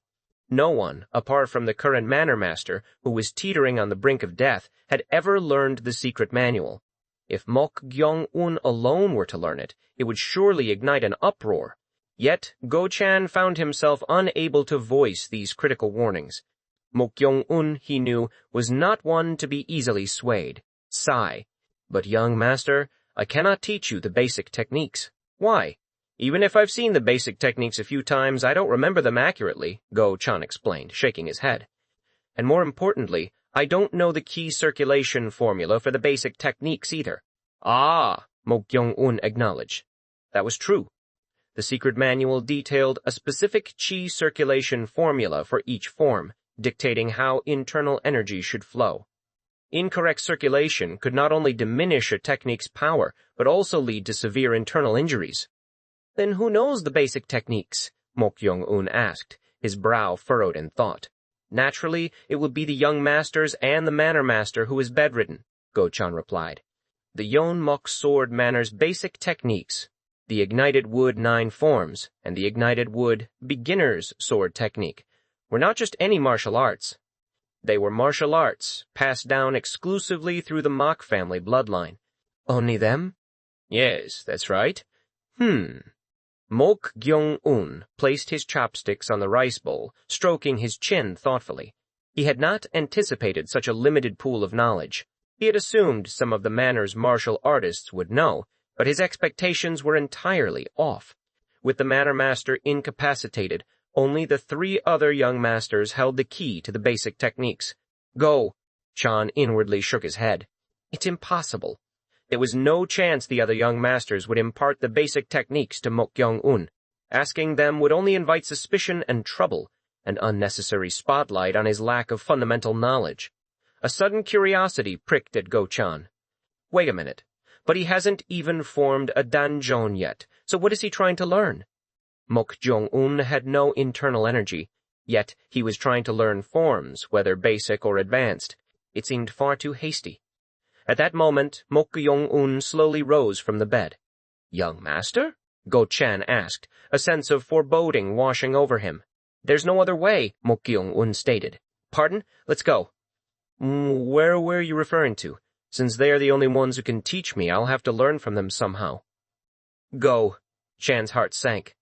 But, young master, the other young masters won't teach you the basic techniques. And if you ask them to teach you, you might be on their radar. I'll come up with an excuse or persuade them, Mok Gyeong-un said, his voice brimming with unshakable confidence. Pardon? How? I'll figure that out myself, so let's go for now. As Mok Gyeong-un began to walk, Go-chan cautiously tried to dissuade him again. Young master, for now, since you're injured, wouldn't it be better to rest for a few days? The outer hall warriors are guarding this place anyway, so if you wander around with an injured body, you don't need to worry about the outer hall warriors. Pardon? Go? Chan blinked, puzzled by yet another enigmatic statement. What did he mean, not worry about them? It was utterly baffling. On the winding path leading to the exclusive training grounds reserved for the young masters, escort guard, Go-chan continued to glance back towards the medicine hall, a profound sense of bewilderment twisting his features. His brow was furrowed in a perpetual state of confusion. Oh my, he thought, a tremor of unease running through him. Something was undeniably amiss. Just yesterday, the outer hall warriors had been a constant, watchful presence, their eyes like silent, judging stones. They had clearly been monitoring every move of the injured young master, but today their demeanor had undergone a shocking transformation. As soon as they spotted Mok Gyeong-un, they had straightened, bowing deeply and respectfully. Their voices had been polite, almost deferential as they greeted him. When Mok Gyeong-un announced his intention to go to the training grounds, they had not only refrained from stopping him, but had actually offered to accompany him. "We will accompany you, young master," one had said, his tone eager. "No, it's all right," Mok Gyeong-un had replied, a casual dismissal. "Go!" Chan felt a prickle of unease, a cold sensation crawling up his spine. What the? He simply couldn't understand the sudden shift. More baffling still was the fact that this strange, little devil of a young master didn't seem to find any of it peculiar. Had something significant transpired while he had been asleep? It was utterly incomprehensible. But that wasn't the most pressing concern at the moment. "Young master, are you really going?" "Go," Chan whispered, his voice laced with desperation. "Yes, I said I'm going, didn't I?" Mok Gyeong-un's answer was consistent, unwavering, leaving Go-chan utterly at a loss. The person Mok Gyeong-un was determined to confront was none other than a youngest young master, Mok Yu-cheon. This is insane, Go-chan thought, a faint tremor running through him. Mok Gyeong-un's relationship with the other young masters was already strained, but with Mok Yu-cheon it was far more extreme. The original Mok Gyeong-un had gone to great lengths to avoid him, and for good reason. Go-chan tried one last time, his voice a low, urgent warning. "Young master, it could really lead to big trouble. Even now, it would be better to turn back. Big trouble. He must really hate me, huh?" Mok Gyeong-un observed, almost dispassionately. "Didn't I mention it before?" Go-chan asked, exasperated. "Ha! You said that the real Mok Gyeong-un, who died, almost got beaten to death for disparaging Mok Yu-cheon's mother as a vulgar prostitute wench, right?" Go-chan remembered it with chilling clarity. He could still hear the agonizing pleas. "Stop! Stop it! I was wrong." Arrgh! He remembered the original Mok Gyeong-un, leg and rib bones shattered, crawling desperately on the floor, begging for his life. Given that brutal incident, the youngest young master, Mok Yu-cheon, harbored a profound, visceral hatred for Mok Gyeong-un. Would such a person ever teach the basic techniques to the one he despised, even if asked? "Then why are you going despite remembering that?" Go-chan asked, a desperate edge to his voice. "The other two are not in a position to make a deal right now," Mok Gyeong-un stated, his voice calm, pragmatic. "But if we're picky about everything, we won't be able to do anything. So let's go for now." Go. Chan sighed, the sound barely audible. He really wouldn't listen. Mok Gyeong-un seemed to lack any sense of self-preservation, any understanding of the sheer danger he was walking into. Perhaps, Go-chan thought with a grim resignation, he would have to experience firsthand the true nature of the relationship between the two young masters. Before long, the first training ground came into view, its sprawling grounds bathed in the morning sun. There, shirtless and resolute, was Mok Yu-cheon, engaged in rigorous horse stance training. He never neglected his practice, not for a single day. "Ho ho! Quite a decent mortal," a soft, ethereal voice murmured in Mok Gyeong-un's ear. It was Chung Ryong, who, even under the direct sunlight, maintained her original form, a testament to her high level of spiritual cultivation.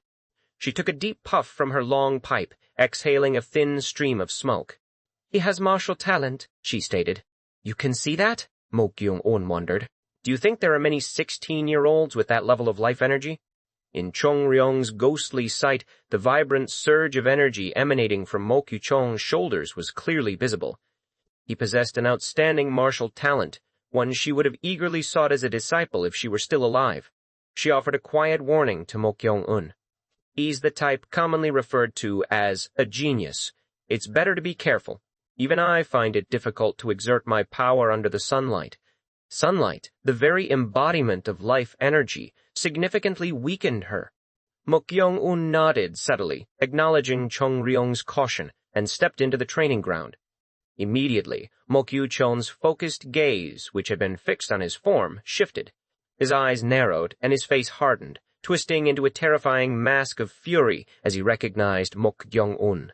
Shit, Go-chan thought, his heart pounding in his chest. As he expected, the confrontation was brewing.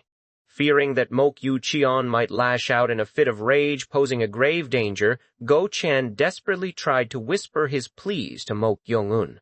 "Young master, I think it's better to go back." "Young master!" Despite his urgent dissuasion, Mok Gyeong-un strode purposefully towards Mok Yu-cheon. "Shit!" Go-chan cursed inwardly, feeling utterly helpless. There was no stopping him now. Mok Yu-cheon's voice cut through the air, sharp and laced with disdain, even as he held his horse stance. "Get out of the training ground." The words were precisely as Go-chan had anticipated, unpleasant, hostile. He wanted to scream at Mok Gyeong-un to heed the warning, to leave while he still could. But Mok Gyeong-un had no such intention. Instead, he smiled brightly at Mok Yu-cheon, who was now radiating an aura of intense hostility. "Hello," Mok Gyeong-un greeted, his voice surprisingly cheerful. "Smiling? At me?" Mok Yu-cheon's left eyebrow twitched. Since that infamous incident, this wretched cousin had scrupulously avoided him, consumed by fear. Now here he was, standing before him, actually smiling. Did he have some new backing, some hidden card? Mok Yu-cheon's gaze swept the surroundings, searching. The only one protecting Mok Gyeong-un was the escort guard, Go-chan. "Just a second rate," Mok Yu-cheon scoffed internally. "Go!" Chan was hardly a formidable force capable of shielding Mok Gyeong-un from his wrath. Mok Yu-cheon's contempt was palpable, yet Mok Gyeong-un, still smiling, spoke. "Do you also want to become the manor master?" "What?" Mok Yu-cheon's head snapped towards him, completely taken off guard by the audacity of the question. He frowned, his voice laced with disbelief. "What nonsense are you spouting?" "It's exactly as you heard," Mok Gyeong-un reiterated, his smile broadening. "I asked if you also want to become the manor master." At those words, Mok Yu-cheon's voice rose, edged with fury. "I don't know what trick you're trying to pull by appearing in front of me, but stop talking nonsense and get lost. If you don't want to crawl out of here like last time." "Well," Mok Gyeong-un interrupted smoothly, his hand moving towards his bosom, "I think you'll want to have this." A swift movement, a soft rustle of fabric. With a flourish, Mok Gyeong-un produced something from within his tunic. It was a secret manual, its cover emblazoned with elegant characters spelling out Ignited Wood-Heart Transformation Method. Mok Yu-cheon's eyes, moments ago filled with rage, widened perceptibly. His breath hitched. How did you get that?" he demanded, his voice suddenly stripped of its earlier bluster, replaced by a raw, naked astonishment. Mok Gyeong-un dangled the manual enticingly, his smile unwavering. "Do you want it?" he asked, the question a silken snare. The scent of damp earth mingled with the sharp tang of sweat, clinging to Mok Yu-cheon's skin as he moved through the training grounds. Each swing of his practice sword, each precise strike, was a desperate attempt to quiet the turbulent currents within him. He was the youngest son of Yeonmok Sword Manor, yet the shame of his birth shadowed every achievement. His mother, Agisung, had branded him with an indelible mark of inferiority. From a tender age, Yu-cheon understood a harsh truth. He was a bastard, unworthy of his family's esteemed name. Despair had been his constant companion, a cold knot in his stomach. No one, not even the manor master, truly acknowledged him as a legitimate young master. He was merely low blood, a misfortune. But even in the deepest pits of his childhood despair, a single defiant thought had sparked. He would become stronger. The world, for all its unfairness, had granted him a singular gift, an innate, exceptional talent for martial arts. It was his only path to recognition, his only way to stand out. He believed that if he cultivated power that no one could look down upon, then all would be forced to acknowledge him, and his belief had borne fruit. The manor master, once indifferent, had begun to favor him, drawn by his astonishing skill. Retainers, who once averted their gazes, now offered respectful bows. His half-siblings, who had openly scorned him and his mother, no longer dared to treat him with casual disregard. A new hope, once a mere whisper, began to swell into a roaring tide. Perhaps he, the scorned bastard, might one day ascend to become the manor master. Yet this fragile hope had recently curdled into a chilling anxiety. The manor master was gravely ill, bedridden and unresponsive, and had named no successor. Yu-cheon's mind raced through the dreadful possibilities. The profligate eldest son, Mok Gyeong-ho, or the sly second son, Mok Yu-cheon, could seize the mantle. If that happened, the chief wife, who saw Yu-cheon as a dangerous thorn in her side, would undoubtedly move to eliminate him. He felt the familiar walls closing in once more. His efforts, his relentless training, had seemed to change everything, only to leave him facing the same insurmountable barrier. He lacked the influence, the financial resources, the cunning to scheme and build alliances like his half-siblings. There was only one thing he could do: immerse himself even deeper into his martial arts. So he trained, sweat pouring, trying to purge his mind of the gnawing worry. Just as a semblance of peace began to settle, a figure appeared, a face he despised above all others in the manor. It was Mok Gyeong-un. What was this idiot doing here? Gyeong-un had no interest in martial arts.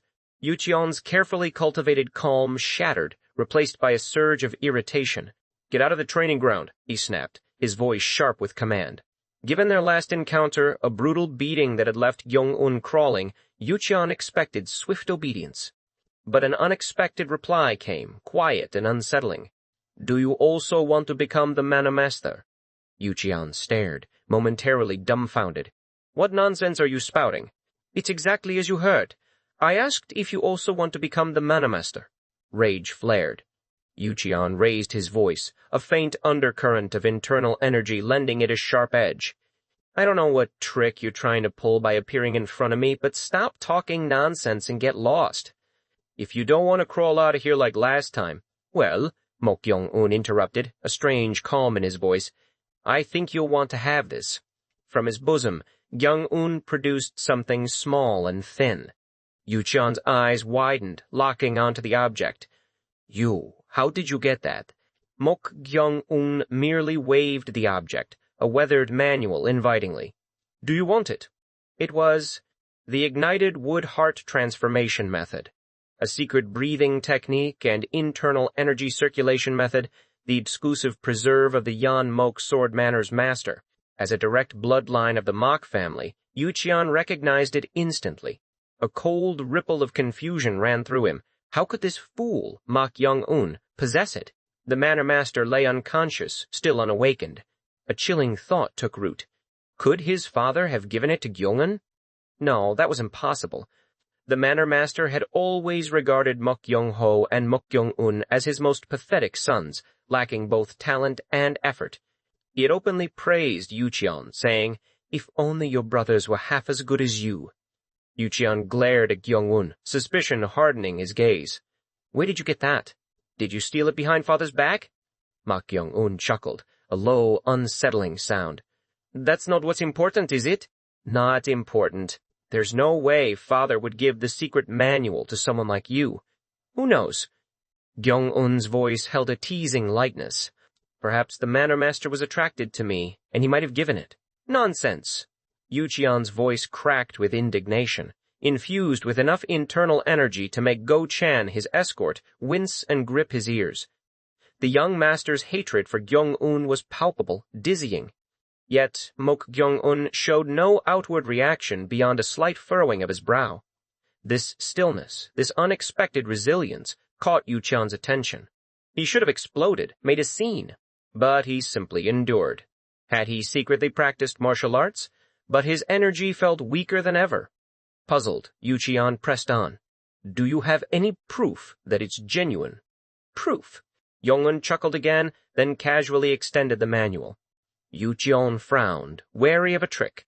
After a moment's hesitation, he took the thin volume. It wasn't greed, but an overwhelming curiosity, a desperate need to confirm its authenticity.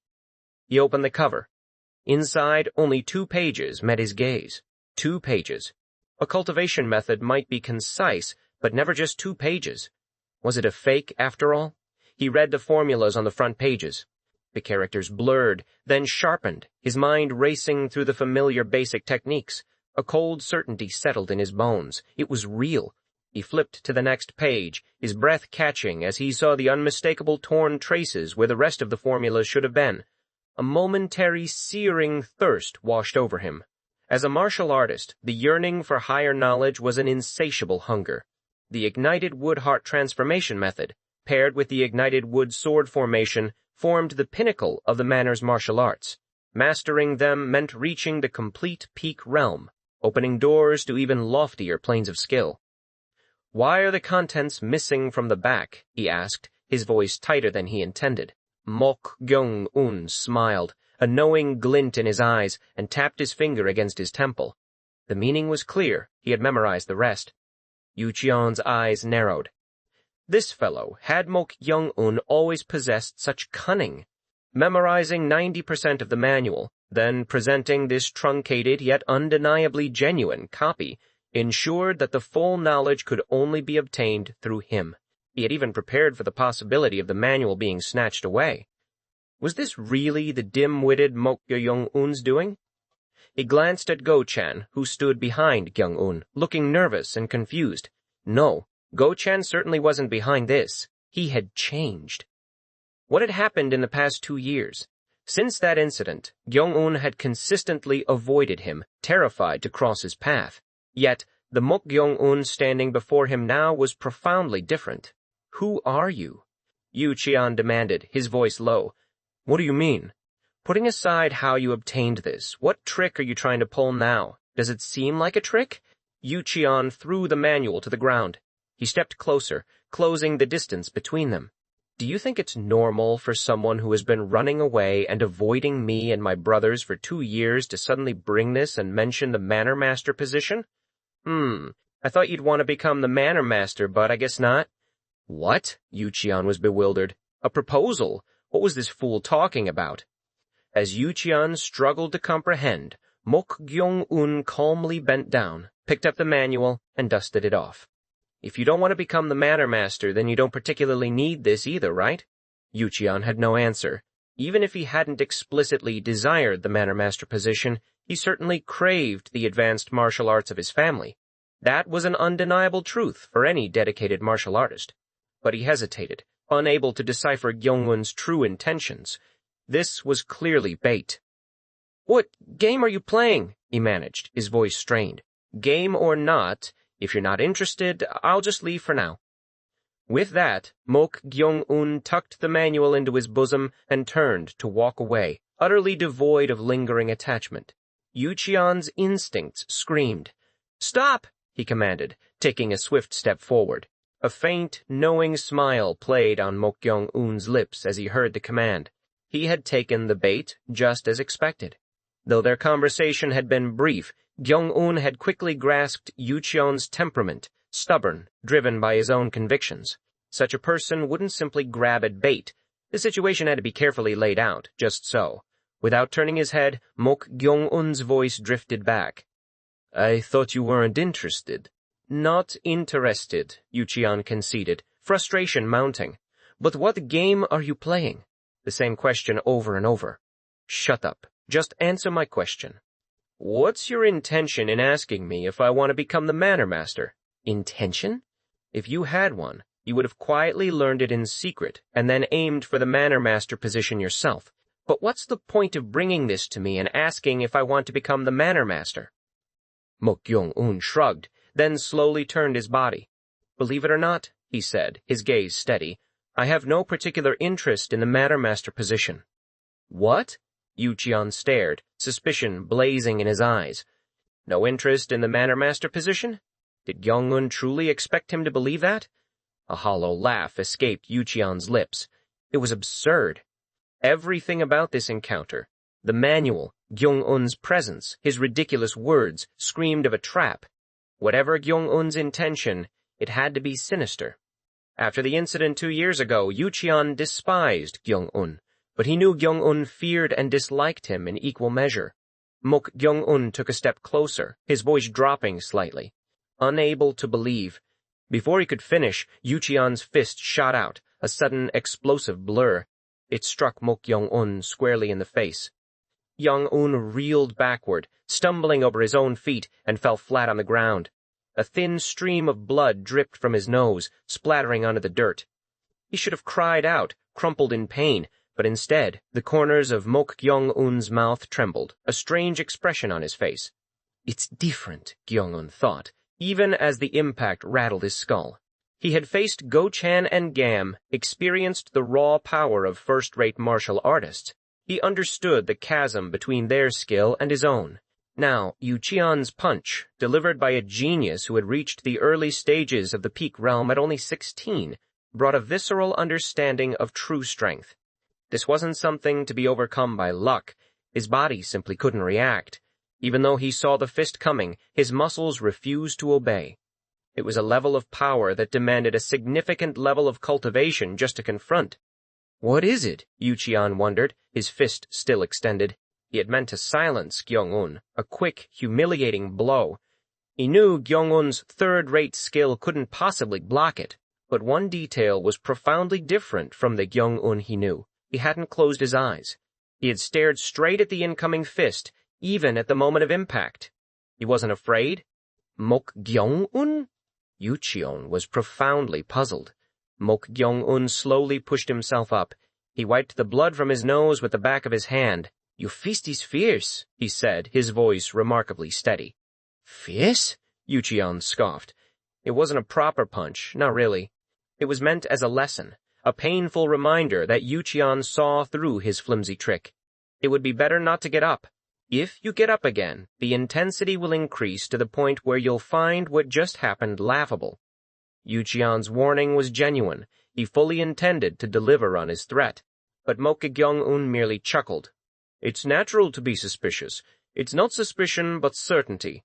I don't believe anything you say. Really? So, I'll make you regret coming to me with such a trick. Yu-cheon clenched his fist. He would make it clear, just as he had 2 years ago, but this time even more decisively.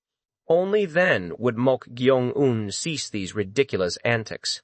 Mok Gyeong-un's smile widened. Then I have no choice but to give it to the first madam, or Mok Un-pyong, Yong-byong.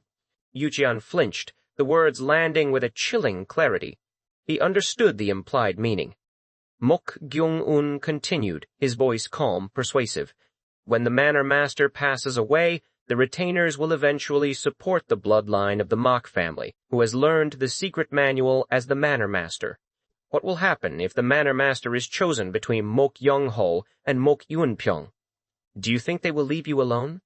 Mok Yu-cheon was speechless, the remark hitting him with brutal accuracy. This was precisely the future he had feared, the terrifying unknown that had frustrated him for so long. Gyeong-un's words resonated, striking a deep, vulnerable chord. Seizing the opportunity, Mok Gyeong-un stood up fully. I'm not sure, but you received the manor master's favor and were an outstanding successor who stood out more than himself or his own children. I don't think they'll just leave you alone. Go-chan, watching from behind, couldn't hide his perplexity. Why was Gyeong-un pushing him further? This wasn't persuasion. It bordered on outright threat. Such provocation was practically asking to be killed. What was he thinking? As expected, Mok Yu-cheon's face flushed with anger. Are you threatening me now? You're not entirely clueless, are you? What? Yu-cheon's fist clenched. It seemed Gyeong-un was determined to be beaten senseless. With fury rising, Yu-cheon prepared to strike again. At that moment, Mok Gyeong-un spoke, his voice chillingly low, devoid of any mirth. It's a matter of life and death. I guess you don't hear the threat as a threat? Yu-cheon stopped mid-movement, his hand frozen. He was consumed by anger, but he couldn't ignore Gyeong-un's words. The manor master had named no clear successor. In this volatile situation, as Gyeong-un had pointed out, the individual who mastered the ignited wood-heart transformation method held a distinct advantage in claiming the manor master position. And if that knowledge fell into anyone else's hands, his jaw tightened. The terrifying outcome he had so desperately feared would unfold. With light footsteps, Mok Gyeong-un approached, gently placing a hand on Yu-cheon's shoulder. His voice dropped to a near whisper. I think you understand the situation now. Who holds the handle of the knife? Mok Yu-cheon's eyes trembled, wide with a dawning, terrifying realization. This bastard, was this truly the Mok Gyeong-un he knew? The tension crackled, thick and suffocating, between the two half-brothers. Mok Yu-cheon's gaze, brimming with incredulity and anger, bore into Mok Gyeong-un. A low murmur escaped his lips, barely audible above the strained quiet of the chamber. Yes, you're right. If the secret manual falls into the hands of other brothers, my situation would be obvious without even looking. His voice was a rasp, a mere echo of his usual commanding tone. Mok Gyeong-un, calm as a still pond, offered a subtle nod. Since you understand your situation well now. But tell me, Mok Yu-cheon interjected, his eyes gleaming with a sudden predatory glint. Have you ever considered that I could simply beat you to death and extract the formula from your mouth? A sharp, audible clench resonated through the air. Mok Yu-cheon's hand shot out, seizing Mok Gyeong-un's wrist, which had rested casually on his shoulder. He channeled his internal energy, a subtle tremor running through his muscles as he tightened his grip. Veins on the back of Mok Gyeong-un's hand immediately swelled, dark cords threatening to burst beneath the skin. Mok Yu-cheon leaned closer, his voice a dangerous whisper. With a little more force I can cripple your wrist. A sickening crunch echoed. Mok Yu-cheon twisted his hand further, a low grinding sound emanating from the trapped bones. Just a fraction more pressure, and the damage would be irreparable. A dark satisfaction curled in Mok Yu-cheon's chest. Surely, this would break the uncharacteristic composure. He expected a wince, a cry of pain, perhaps even a desperate plea. He anticipated the familiar fear that had always resided in Mok Gyeong-un's eyes. But there was nothing. Not a flicker of agony, not a trace of anxiety. Mok Gyeong-un simply stared back, his expression utterly unreadable, a peculiar intensity in his gaze. This bastard? A tremor of genuine bewilderment ran through Mok Yu-cheon. How could anyone endure such pressure on the verge of bone-shattering without even a hint of discomfort? This wasn't mere patience. It was something else entirely. Oh, what are you? Are you truly Mok Gyeong-un? The question, born of disbelief, slipped out unbidden. Behind Mok Gyeong-un, the escort guard Go-chan stiffened, his breath catching in his throat. His heart pounded against his ribs. They had been in contact for too long already, now this direct question of identity. Had their meticulously crafted disguise been compromised? The thought sent a cold dread through him. A soft chuckle broke the strained silence. Mok Gyeong-un met Mok Yu-cheon's narrowed eyes, a faint smile playing on his lips. Then what do you think? Mok Yu-cheon studied his half-brother, his gaze sharp and probing. The transformation was profound, unsettling. The timid, cowardly boy he remembered was gone, replaced by this unyielding, confident figure. He felt a flicker of annoyance. You speak as if you know me well, Mok Gyeong-un continued, his voice even.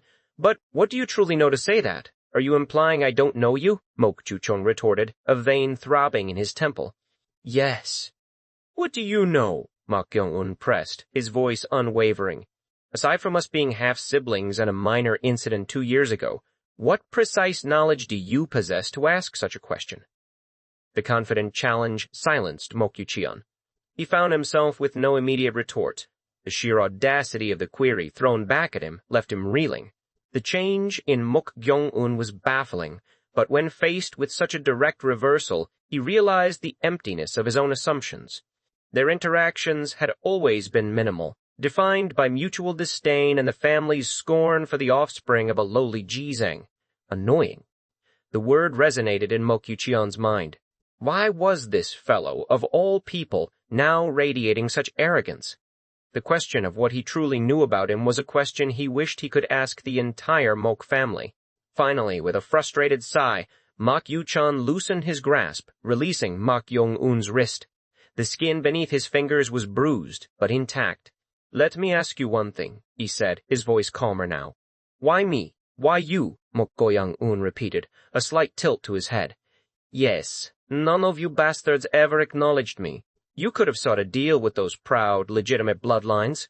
Why choose me? Mok Yu-cheon's voice held a raw edge of old bitterness.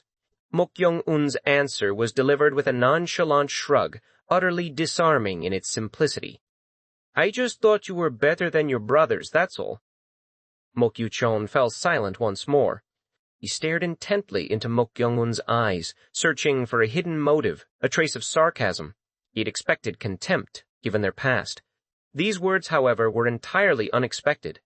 Of course, it didn't instantly mend their fractured relationship, but it certainly shifted his perspective.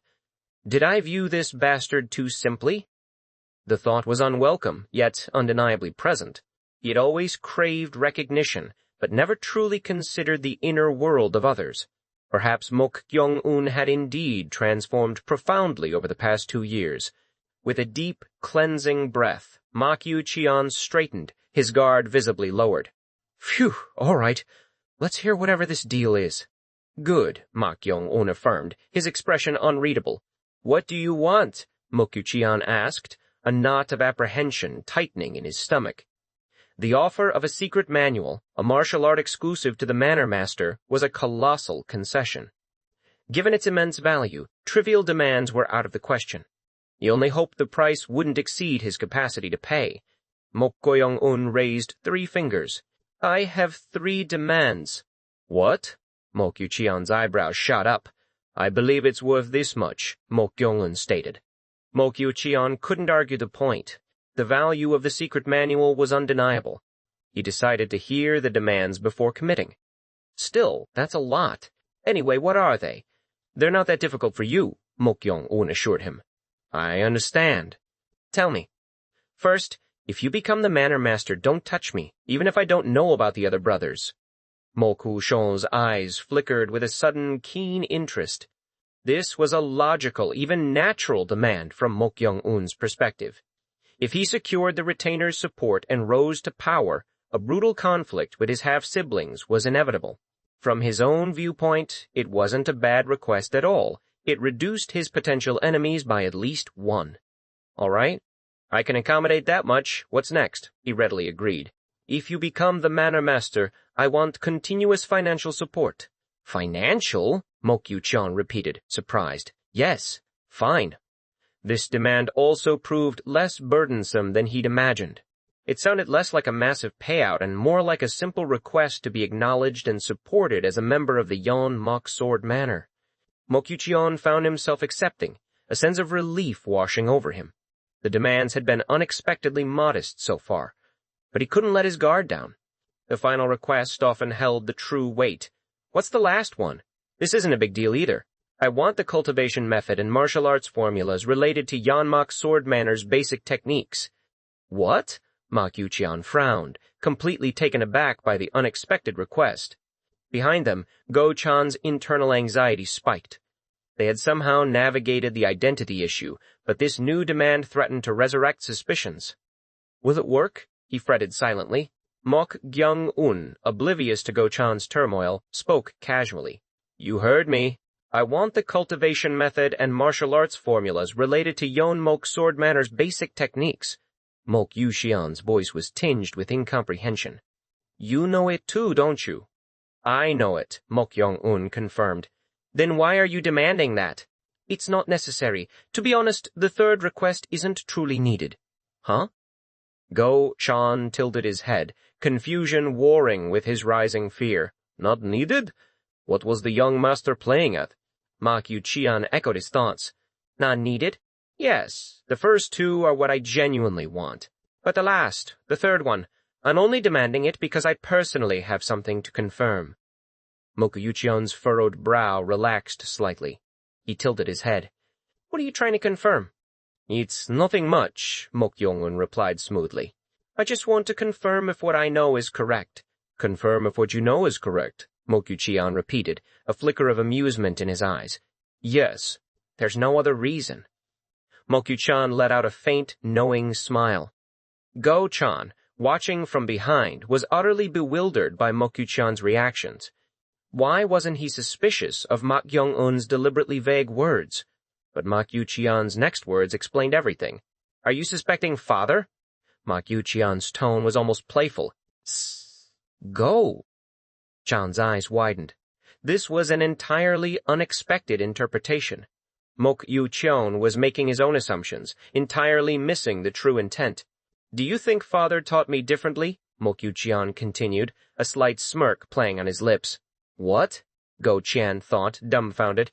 Mok Gyeong-un, with characteristic nonchalance, merely said, I just want to confirm. There won't be much difference, Mok Yu-cheon scoffed, shaking his head. There's no point in confirming, but you're doing something unnecessary. If there's no difference, you can simply tell me, Mok Gyeong-un pressed, his voice even. I can immediately confirm if it's different or not, just by hearing what you say. You're making an absurd request. You have nothing to lose anyway. Well, that's true, Mok Yu-cheon conceded. Then you can just tell me the formulas of the basic techniques right here.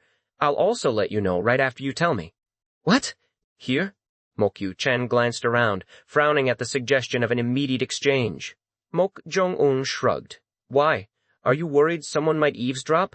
Or do you perhaps lack confidence in memorizing it verbally? You're just in the position of confirming what you already know, Mok Yu-cheon retorted, irritation creeping into his voice.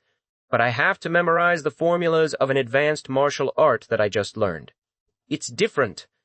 Ah, is that so? Mok Gyeong-un mused, feigning understanding. Then would it be better to write it down and send it to you? Mok Yu-cheon momentarily flinched. Having it written down would indeed be more convenient, but a deeper thought made him reconsider. I should hear it here, he decided, just in case. Even though he had confirmed the secret manual's authenticity, a tiny doubt lingered. What if Mok Gyeong-un deliberately taught him incorrect formulas? Hearing it verbally, repeatedly, would allow him to discern any errors. It seemed like a good idea. No, let's do it here, Mok Yu-cheon stated firmly. But keep reciting it until I fully memorize the formulas. That's not difficult at all, Mok Gyeong-un replied, a hint of something unreadable in his eyes. And with that, the strange, precarious deal between the two half-brothers was sealed. 2 hours and a quarter had passed. The afternoon sun was beginning to dip below the distant peaks as Mok Gyeong-un and Go-chan made their way back towards the medicinal hall. Go-chan watched Mok Gyeong-un's back, the young master walking with an almost impossibly light, unburdened step, and clicked his tongue in silent wonder. He's truly amazing. The escort guard had no choice but to acknowledge it now.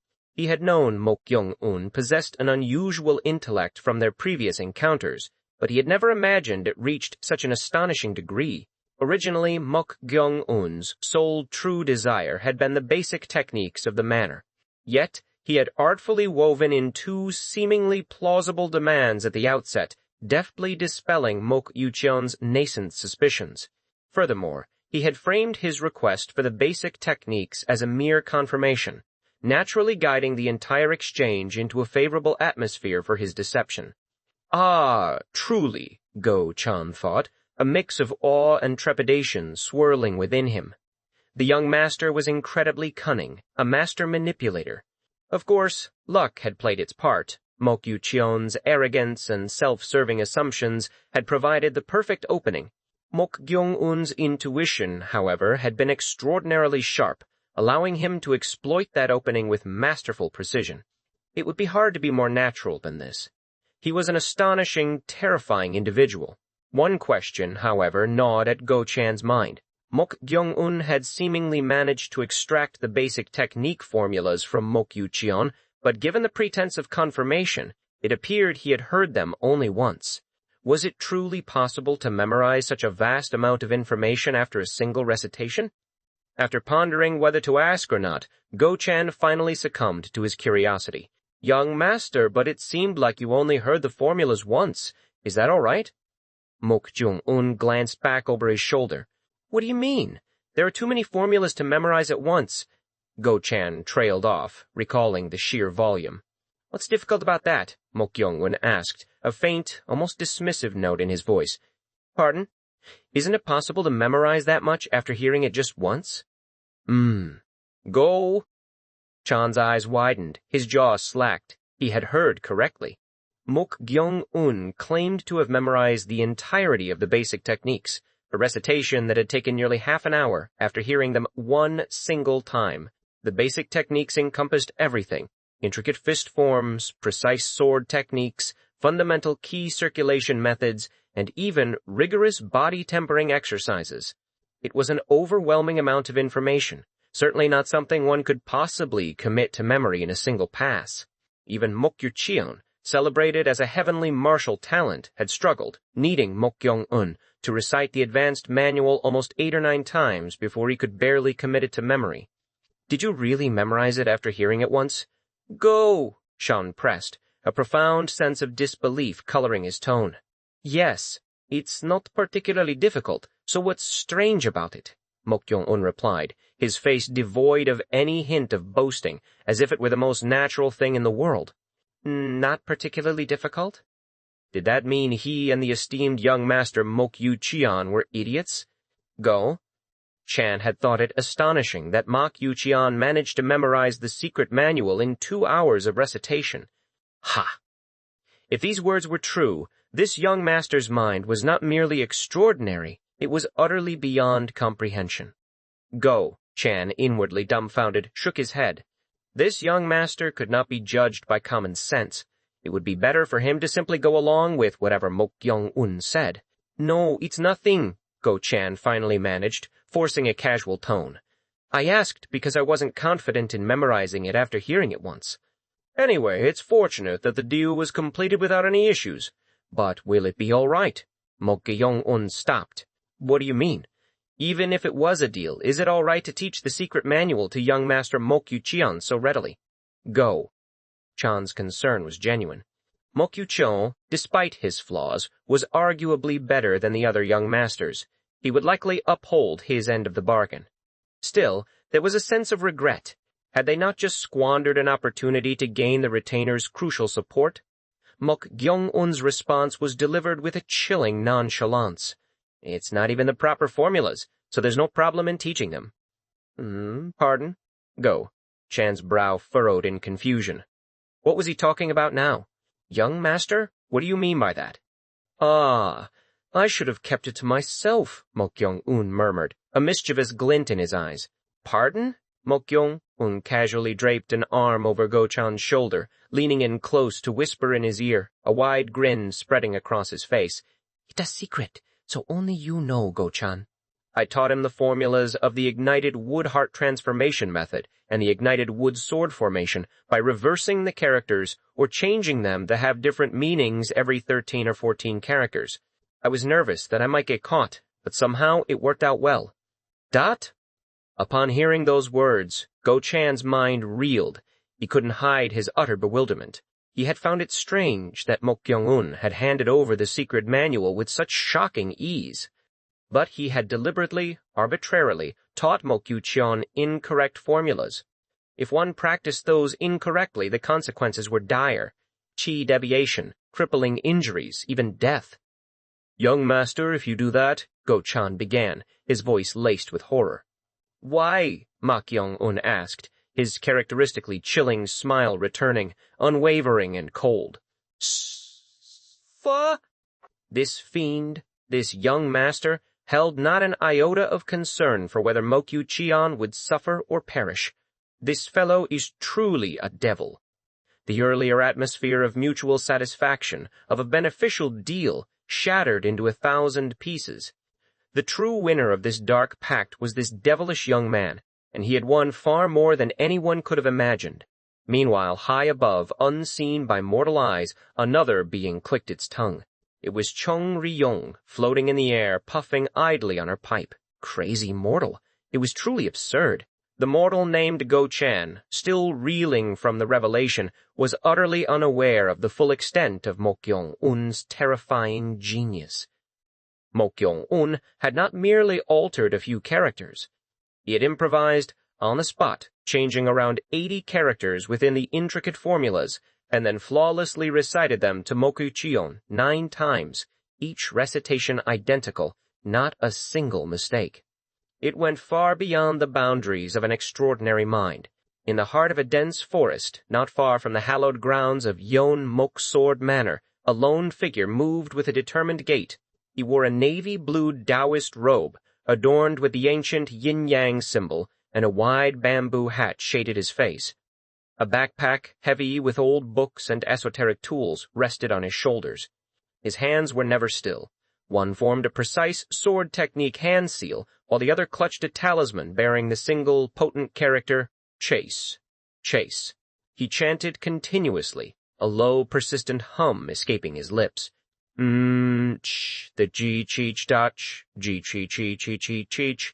This was the harmony mantra, a powerful summoning harmony technique. He used it to locate individuals whose whereabouts had vanished into thin air. For 2, possibly 3, relentless days, he had scoured the wilderness, the incantation, a constant companion. Normally, the technique yielded swift results. A person, no matter how lost, would be found. But this time a profound frustration gnawed at him.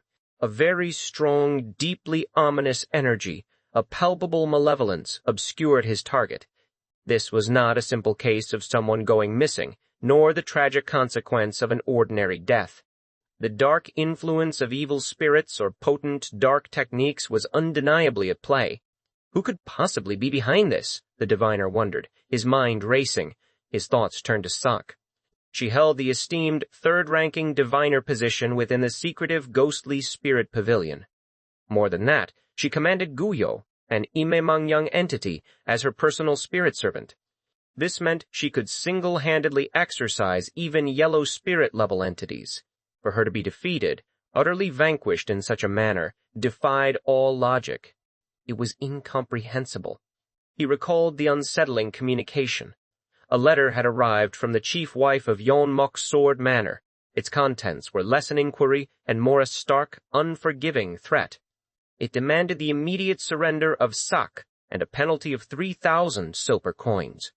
Failure to comply, the letter declared, would result in the complete annihilation of Ghostly Spirit Pavilion. While the chief wife's anger was understandable, if the accusations held any truth, it seemed utterly unlike Sak to engage in such an act. He knew her better. There must be something more, he had concluded. He was instructed to find her, to unearth the hidden truth, whatever it might be. So he had pushed himself day and night without a moment of respite. He had to locate her, and fast, before Yeonmok Sword Manor made their inevitable move. As he refocused, pouring every ounce of his concentration into the technique, a jolt ran through him. Tremble, tremble! The talisman of Fadafor held tightly in his left hand began to shake violently. A surge of anticipation, laced with dread, coursed through him. Nearby, with renewed urgency, the man grasped the talisman with both hands. He intensified his chant. Tao! Sigh. The final syllable hung in the air. The characters on the talisman, previously shaking, darkened ominously. They lifted from the paper, hovering in the air on their own accord, then shot forward, guiding him. Flap, flap, he followed, his eyes fixed on the fleeting symbol. The talisman led him deeper into the undergrowth. Eventually, the glowing character dipped downwards, indicating its final destination.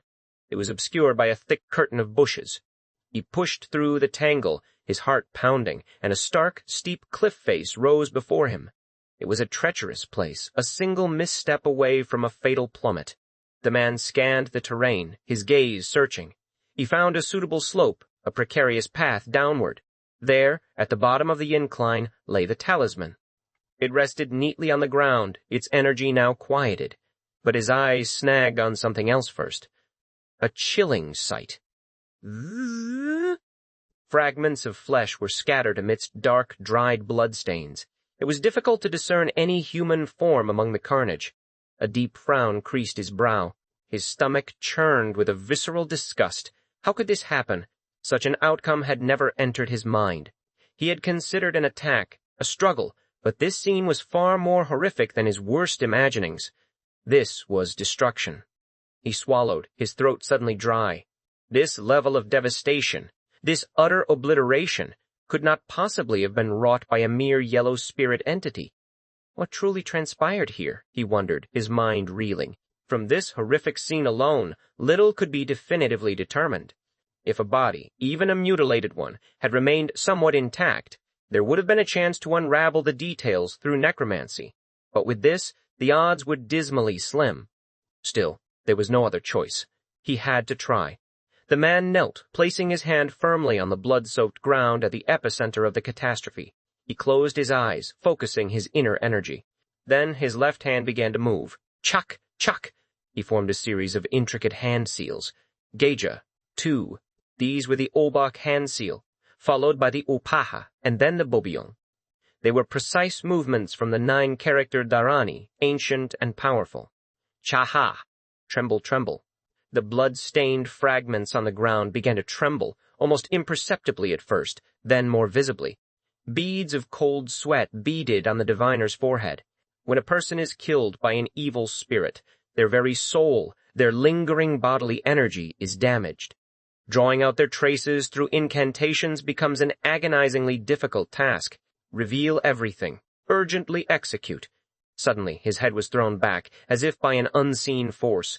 Then, like a fractured dream, fleeting memories pierced his mind. Swish! Mio sin, tours... Cough, cough. I deflected the killing technique you sent. Are you a diviner? Phew. It's quiet now. How can you grasp an imamangyang with your bare hands? You said you'd do anything, right? Now I'm retreating like this, but before long, shiver. The vision ended abruptly, a jolt of ominous, spine-chilling energy tearing him back to the present. His consciousness returned with a shudder. He muttered, his eyes wide and trembling. What was that? The memory, like a brittle thread, had been snipped off. The final, tremendous fear Sark had experienced remained just out of reach. It seemed something had deliberately severed that part. If it were merely a high level of fear and dread, even a tiny fragment of her final moments should have been visible. There was nothing. Strange. All beings, in the face of death, succumbed to fear. Yet the fear he had glimpsed just before the abrupt cutoff was not the terror of dying. It was a raw, immense dread, an emotion experienced when confronting something truly monstrous. What exactly happened? His curiosity intensified, mingled with a growing apprehension. The memories were too short, fleeting like scattered leaves, making it impossible to reconstruct the exact sequence of events. Through those brief, snatched glimpses, he had learned only one crucial thing. Mok Gyeong-un, that name resonated within him. That person was inextricably linked to Sak's demise and this entire incident. One memory fragment in particular stood out. It echoed in his mind, sharp and perplexing. Grasping an imamangnang with bare hands? Such a feat was nearly impossible even for seasoned diviners, unless highly specific conditions were met. From this, two possibilities arose. Either this young master, Mok Gyeong-un, was indeed possessed by a yellow spirit, as they had initially suspected. This possession would grant him unnatural abilities, or he might have been born with an extraordinary spiritual talent. If it was the latter, it was a talent beyond compare. He might be a natural-born diviner. Such innate ability was extraordinarily rare, bordering on legendary. Even the slightest capacity to sense spiritual traces through one of the 5 senses was considered a sign of talent. To touch an imamangyang, a swirling mass of demonic energy, without any protective conditions, was a completely different realm of power. The man shook his head, clearing his thoughts. This isn't what's important right now. His immediate priority was to establish contact with this Mok Gyeong-un. Only then could he unravel the truth of what had transpired. He glanced at the empty air beside him and murmured, "Gojo, I have a feeling we shouldn't let our guard down." As he spoke, he gestured, a silent command for someone or something to follow. In response, a shadow on the ground, shaped like an eagle, subtly flapped its wings. The strange thing was the eagle's shadow head bore a peculiar set of horns. At the southernmost edge of the low-end market's back alley lay the shining orchid pavilion. The place was a haven for unsavory characters, overflowing with various low-quality patrons and their loud revelry. Ha ha ha ha. Drink up. I'll pay for everything today. Let's get wasted today. Their raucous laughter and boisterous shouts echoed through the establishment, deterring other potential customers from even daring to enter. Phew! Goshan, an escort guard, stood at the entrance, observing the chaotic scene. A weary sigh escaped his lips. At least, this is the only information organization in this area, he thought, a grim acceptance in his mind. It was undeniably a low-quality establishment. If information networks were categorized into high, middle, and low tiers, this place barely scraped by as low-grade. The very individuals gathered within spoke volumes about its significantly inferior standing. However, he had a directive from Mok Gyeong-un, an order that brought him to this unsavory place to make a request. Ask if they know this symbol. Pardon? How do I? You don't need to know the details. Escort guard. Go-chan. Just submit the request to that information organization or whatever it is. Understood. What could this be? Go-chan pondered the symbol Mok Gyeong-un had shown him. It was surprisingly simple, almost stark, yet he had never encountered it before. Perhaps his long retirement from his former life had made him rusty.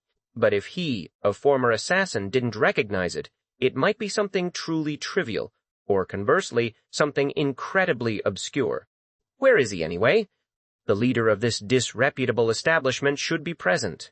Given its low-quality nature, there were no strict rules. Information was exchanged for money, a simple transaction. Ah, there he is. He had met the man a few times since settling down here. Go! John suppressed another sigh and called out, his voice cutting through the din. Boss Guak. At his call, a man sitting amidst the alcohol-soaked air surrounded by patrons slowly turned his head. He did not bother to rise. Then, blinking sluggishly, he seemed to recognize Go-chan. A bright, albeit drunken, expression spread across his face as he finally stood. Oh my! Isn't it escort guard Go-chan from Yeonmok Sword Manor? It had been years since their last encounter, yet Boss Guak remained unchanged. He was still a man utterly immersed in the pursuit of alcohol and women. Even now, a courtesan, her clothes revealing, sat by his side. It was a distasteful sight. Go. Sean shook his head, dismissing the courtesan's presence. I have a request to make. A request? Boss Guak's eyes lit up with avarice. I will pay the proper price. I understand. Come up to the second-floor office. Despite his distaste for the man, Go-chan knew Boss Guak had once belonged to the Hao sect.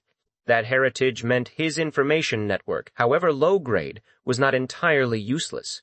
Not long after Go-chan settled into the private room, a heavy thumping echoed from the second-floor corridor. Boss Guak always made such a racket, a consequence of his large, lumbering build. He's disqualified as an assassin, Go-chan thought with disdain.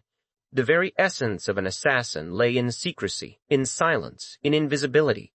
Of course, individuals who truly possessed such qualities were exceedingly rare. At that moment, the door to the private room swung open. Boss Guak entered. What are you doing? Go-chan asked, his eyebrow raising in irritation. Boss Guak had entered with the courtesan still under his arm, her upswept hair, heavy makeup, and revealing clothes which shamelessly displayed her cleavage marked her as a professional courtesan. Her face was strikingly beautiful, easily drawing the eye, but this was hardly the time or place for such distractions. This is a new girl who recently joined. Isn't she nice? Boss Guak slurred, a lecherous grin on his face. Didn't I say I had a request to make? Go! Sean's voice was clipped, impatient. She's one of our girls, so you don't need to mind her presence. If you have something to say, go ahead.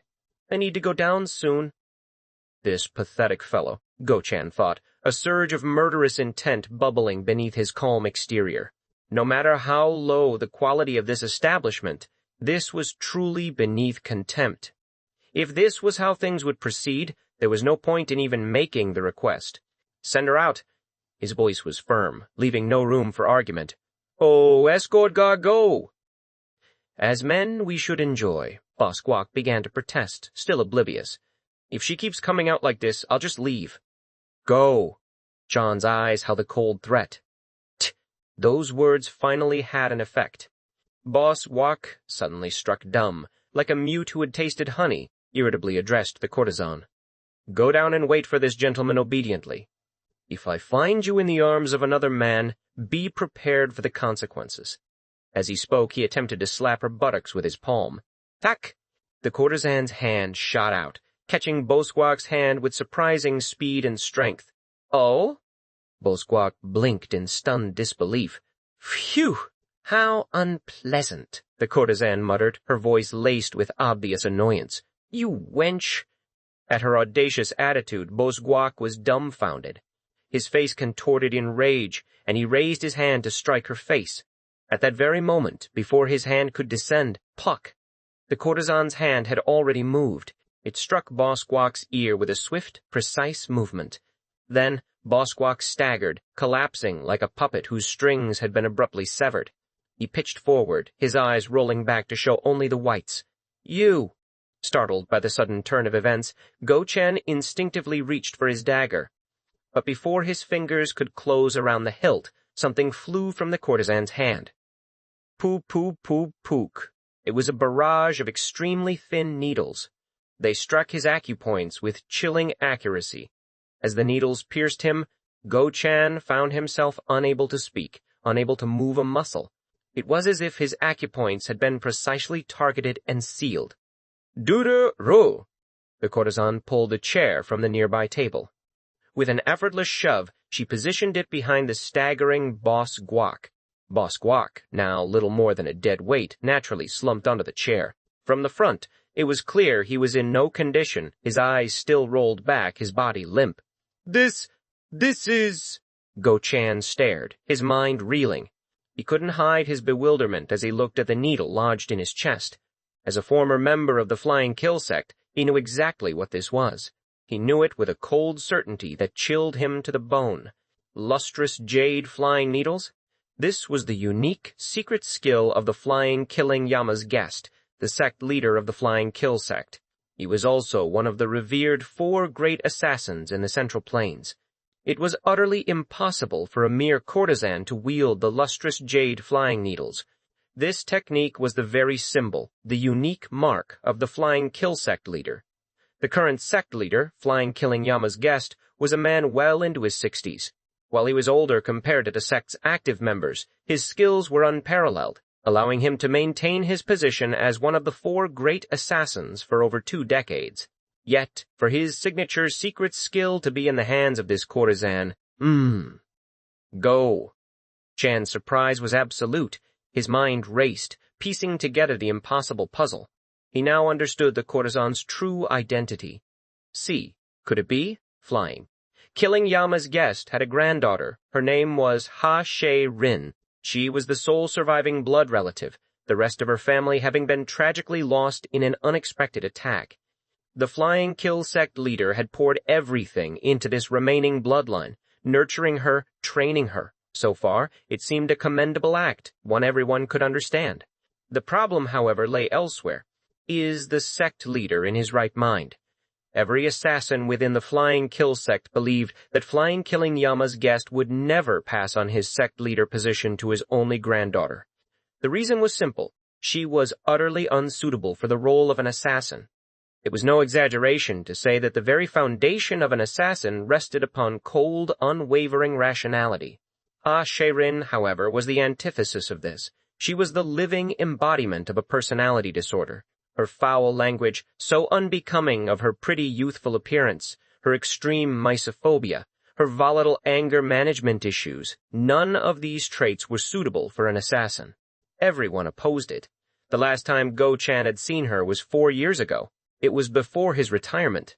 At that time, when the executives and all the assassins of the Flying Kill sect had protested vehemently against her leadership, Flying Killing Yama's guest had forcibly confined her in the Bisaldong. He had declared that he would set her straight. It's impossible. Everyone had been convinced that such a transformation was absolutely impossible.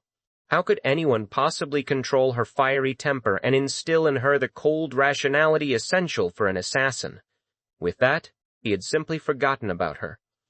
Now, 4 years after his retirement, she would have grown into a proper woman at the age of 19. Proper, indeed. She had grown up splendidly. With such an alluring face, anyone would easily fall for her unless they possessed exceptional self-control. At that moment, she extended her hand towards the private room's wall. Sook! The needles that had embedded themselves in the wall were effortlessly pulled out. They swiftly attached themselves to a bracelet on her wrist. Seeing this, there was no doubt. It was indeed Flying Killing, Yama's guest's unique secret skill, the lustrous jade flying needles. Her using this unequivocally meant she had inherited the sect leader position. Then Does that mean she succeeded in the 100 days, 100 kills? To become the sect leader of the assassin sect of flying killing, a rigorous rite of passage was required, the 100 days, 100 kills. This test demanded the completion of 100 designated requests within a mere 100 days. Successfully achieving this feat elevated one to the esteemed rank of one of the 4 great assassins. Impossible. Given her temperament, it seemed utterly improbable that she could have accomplished such a daunting task.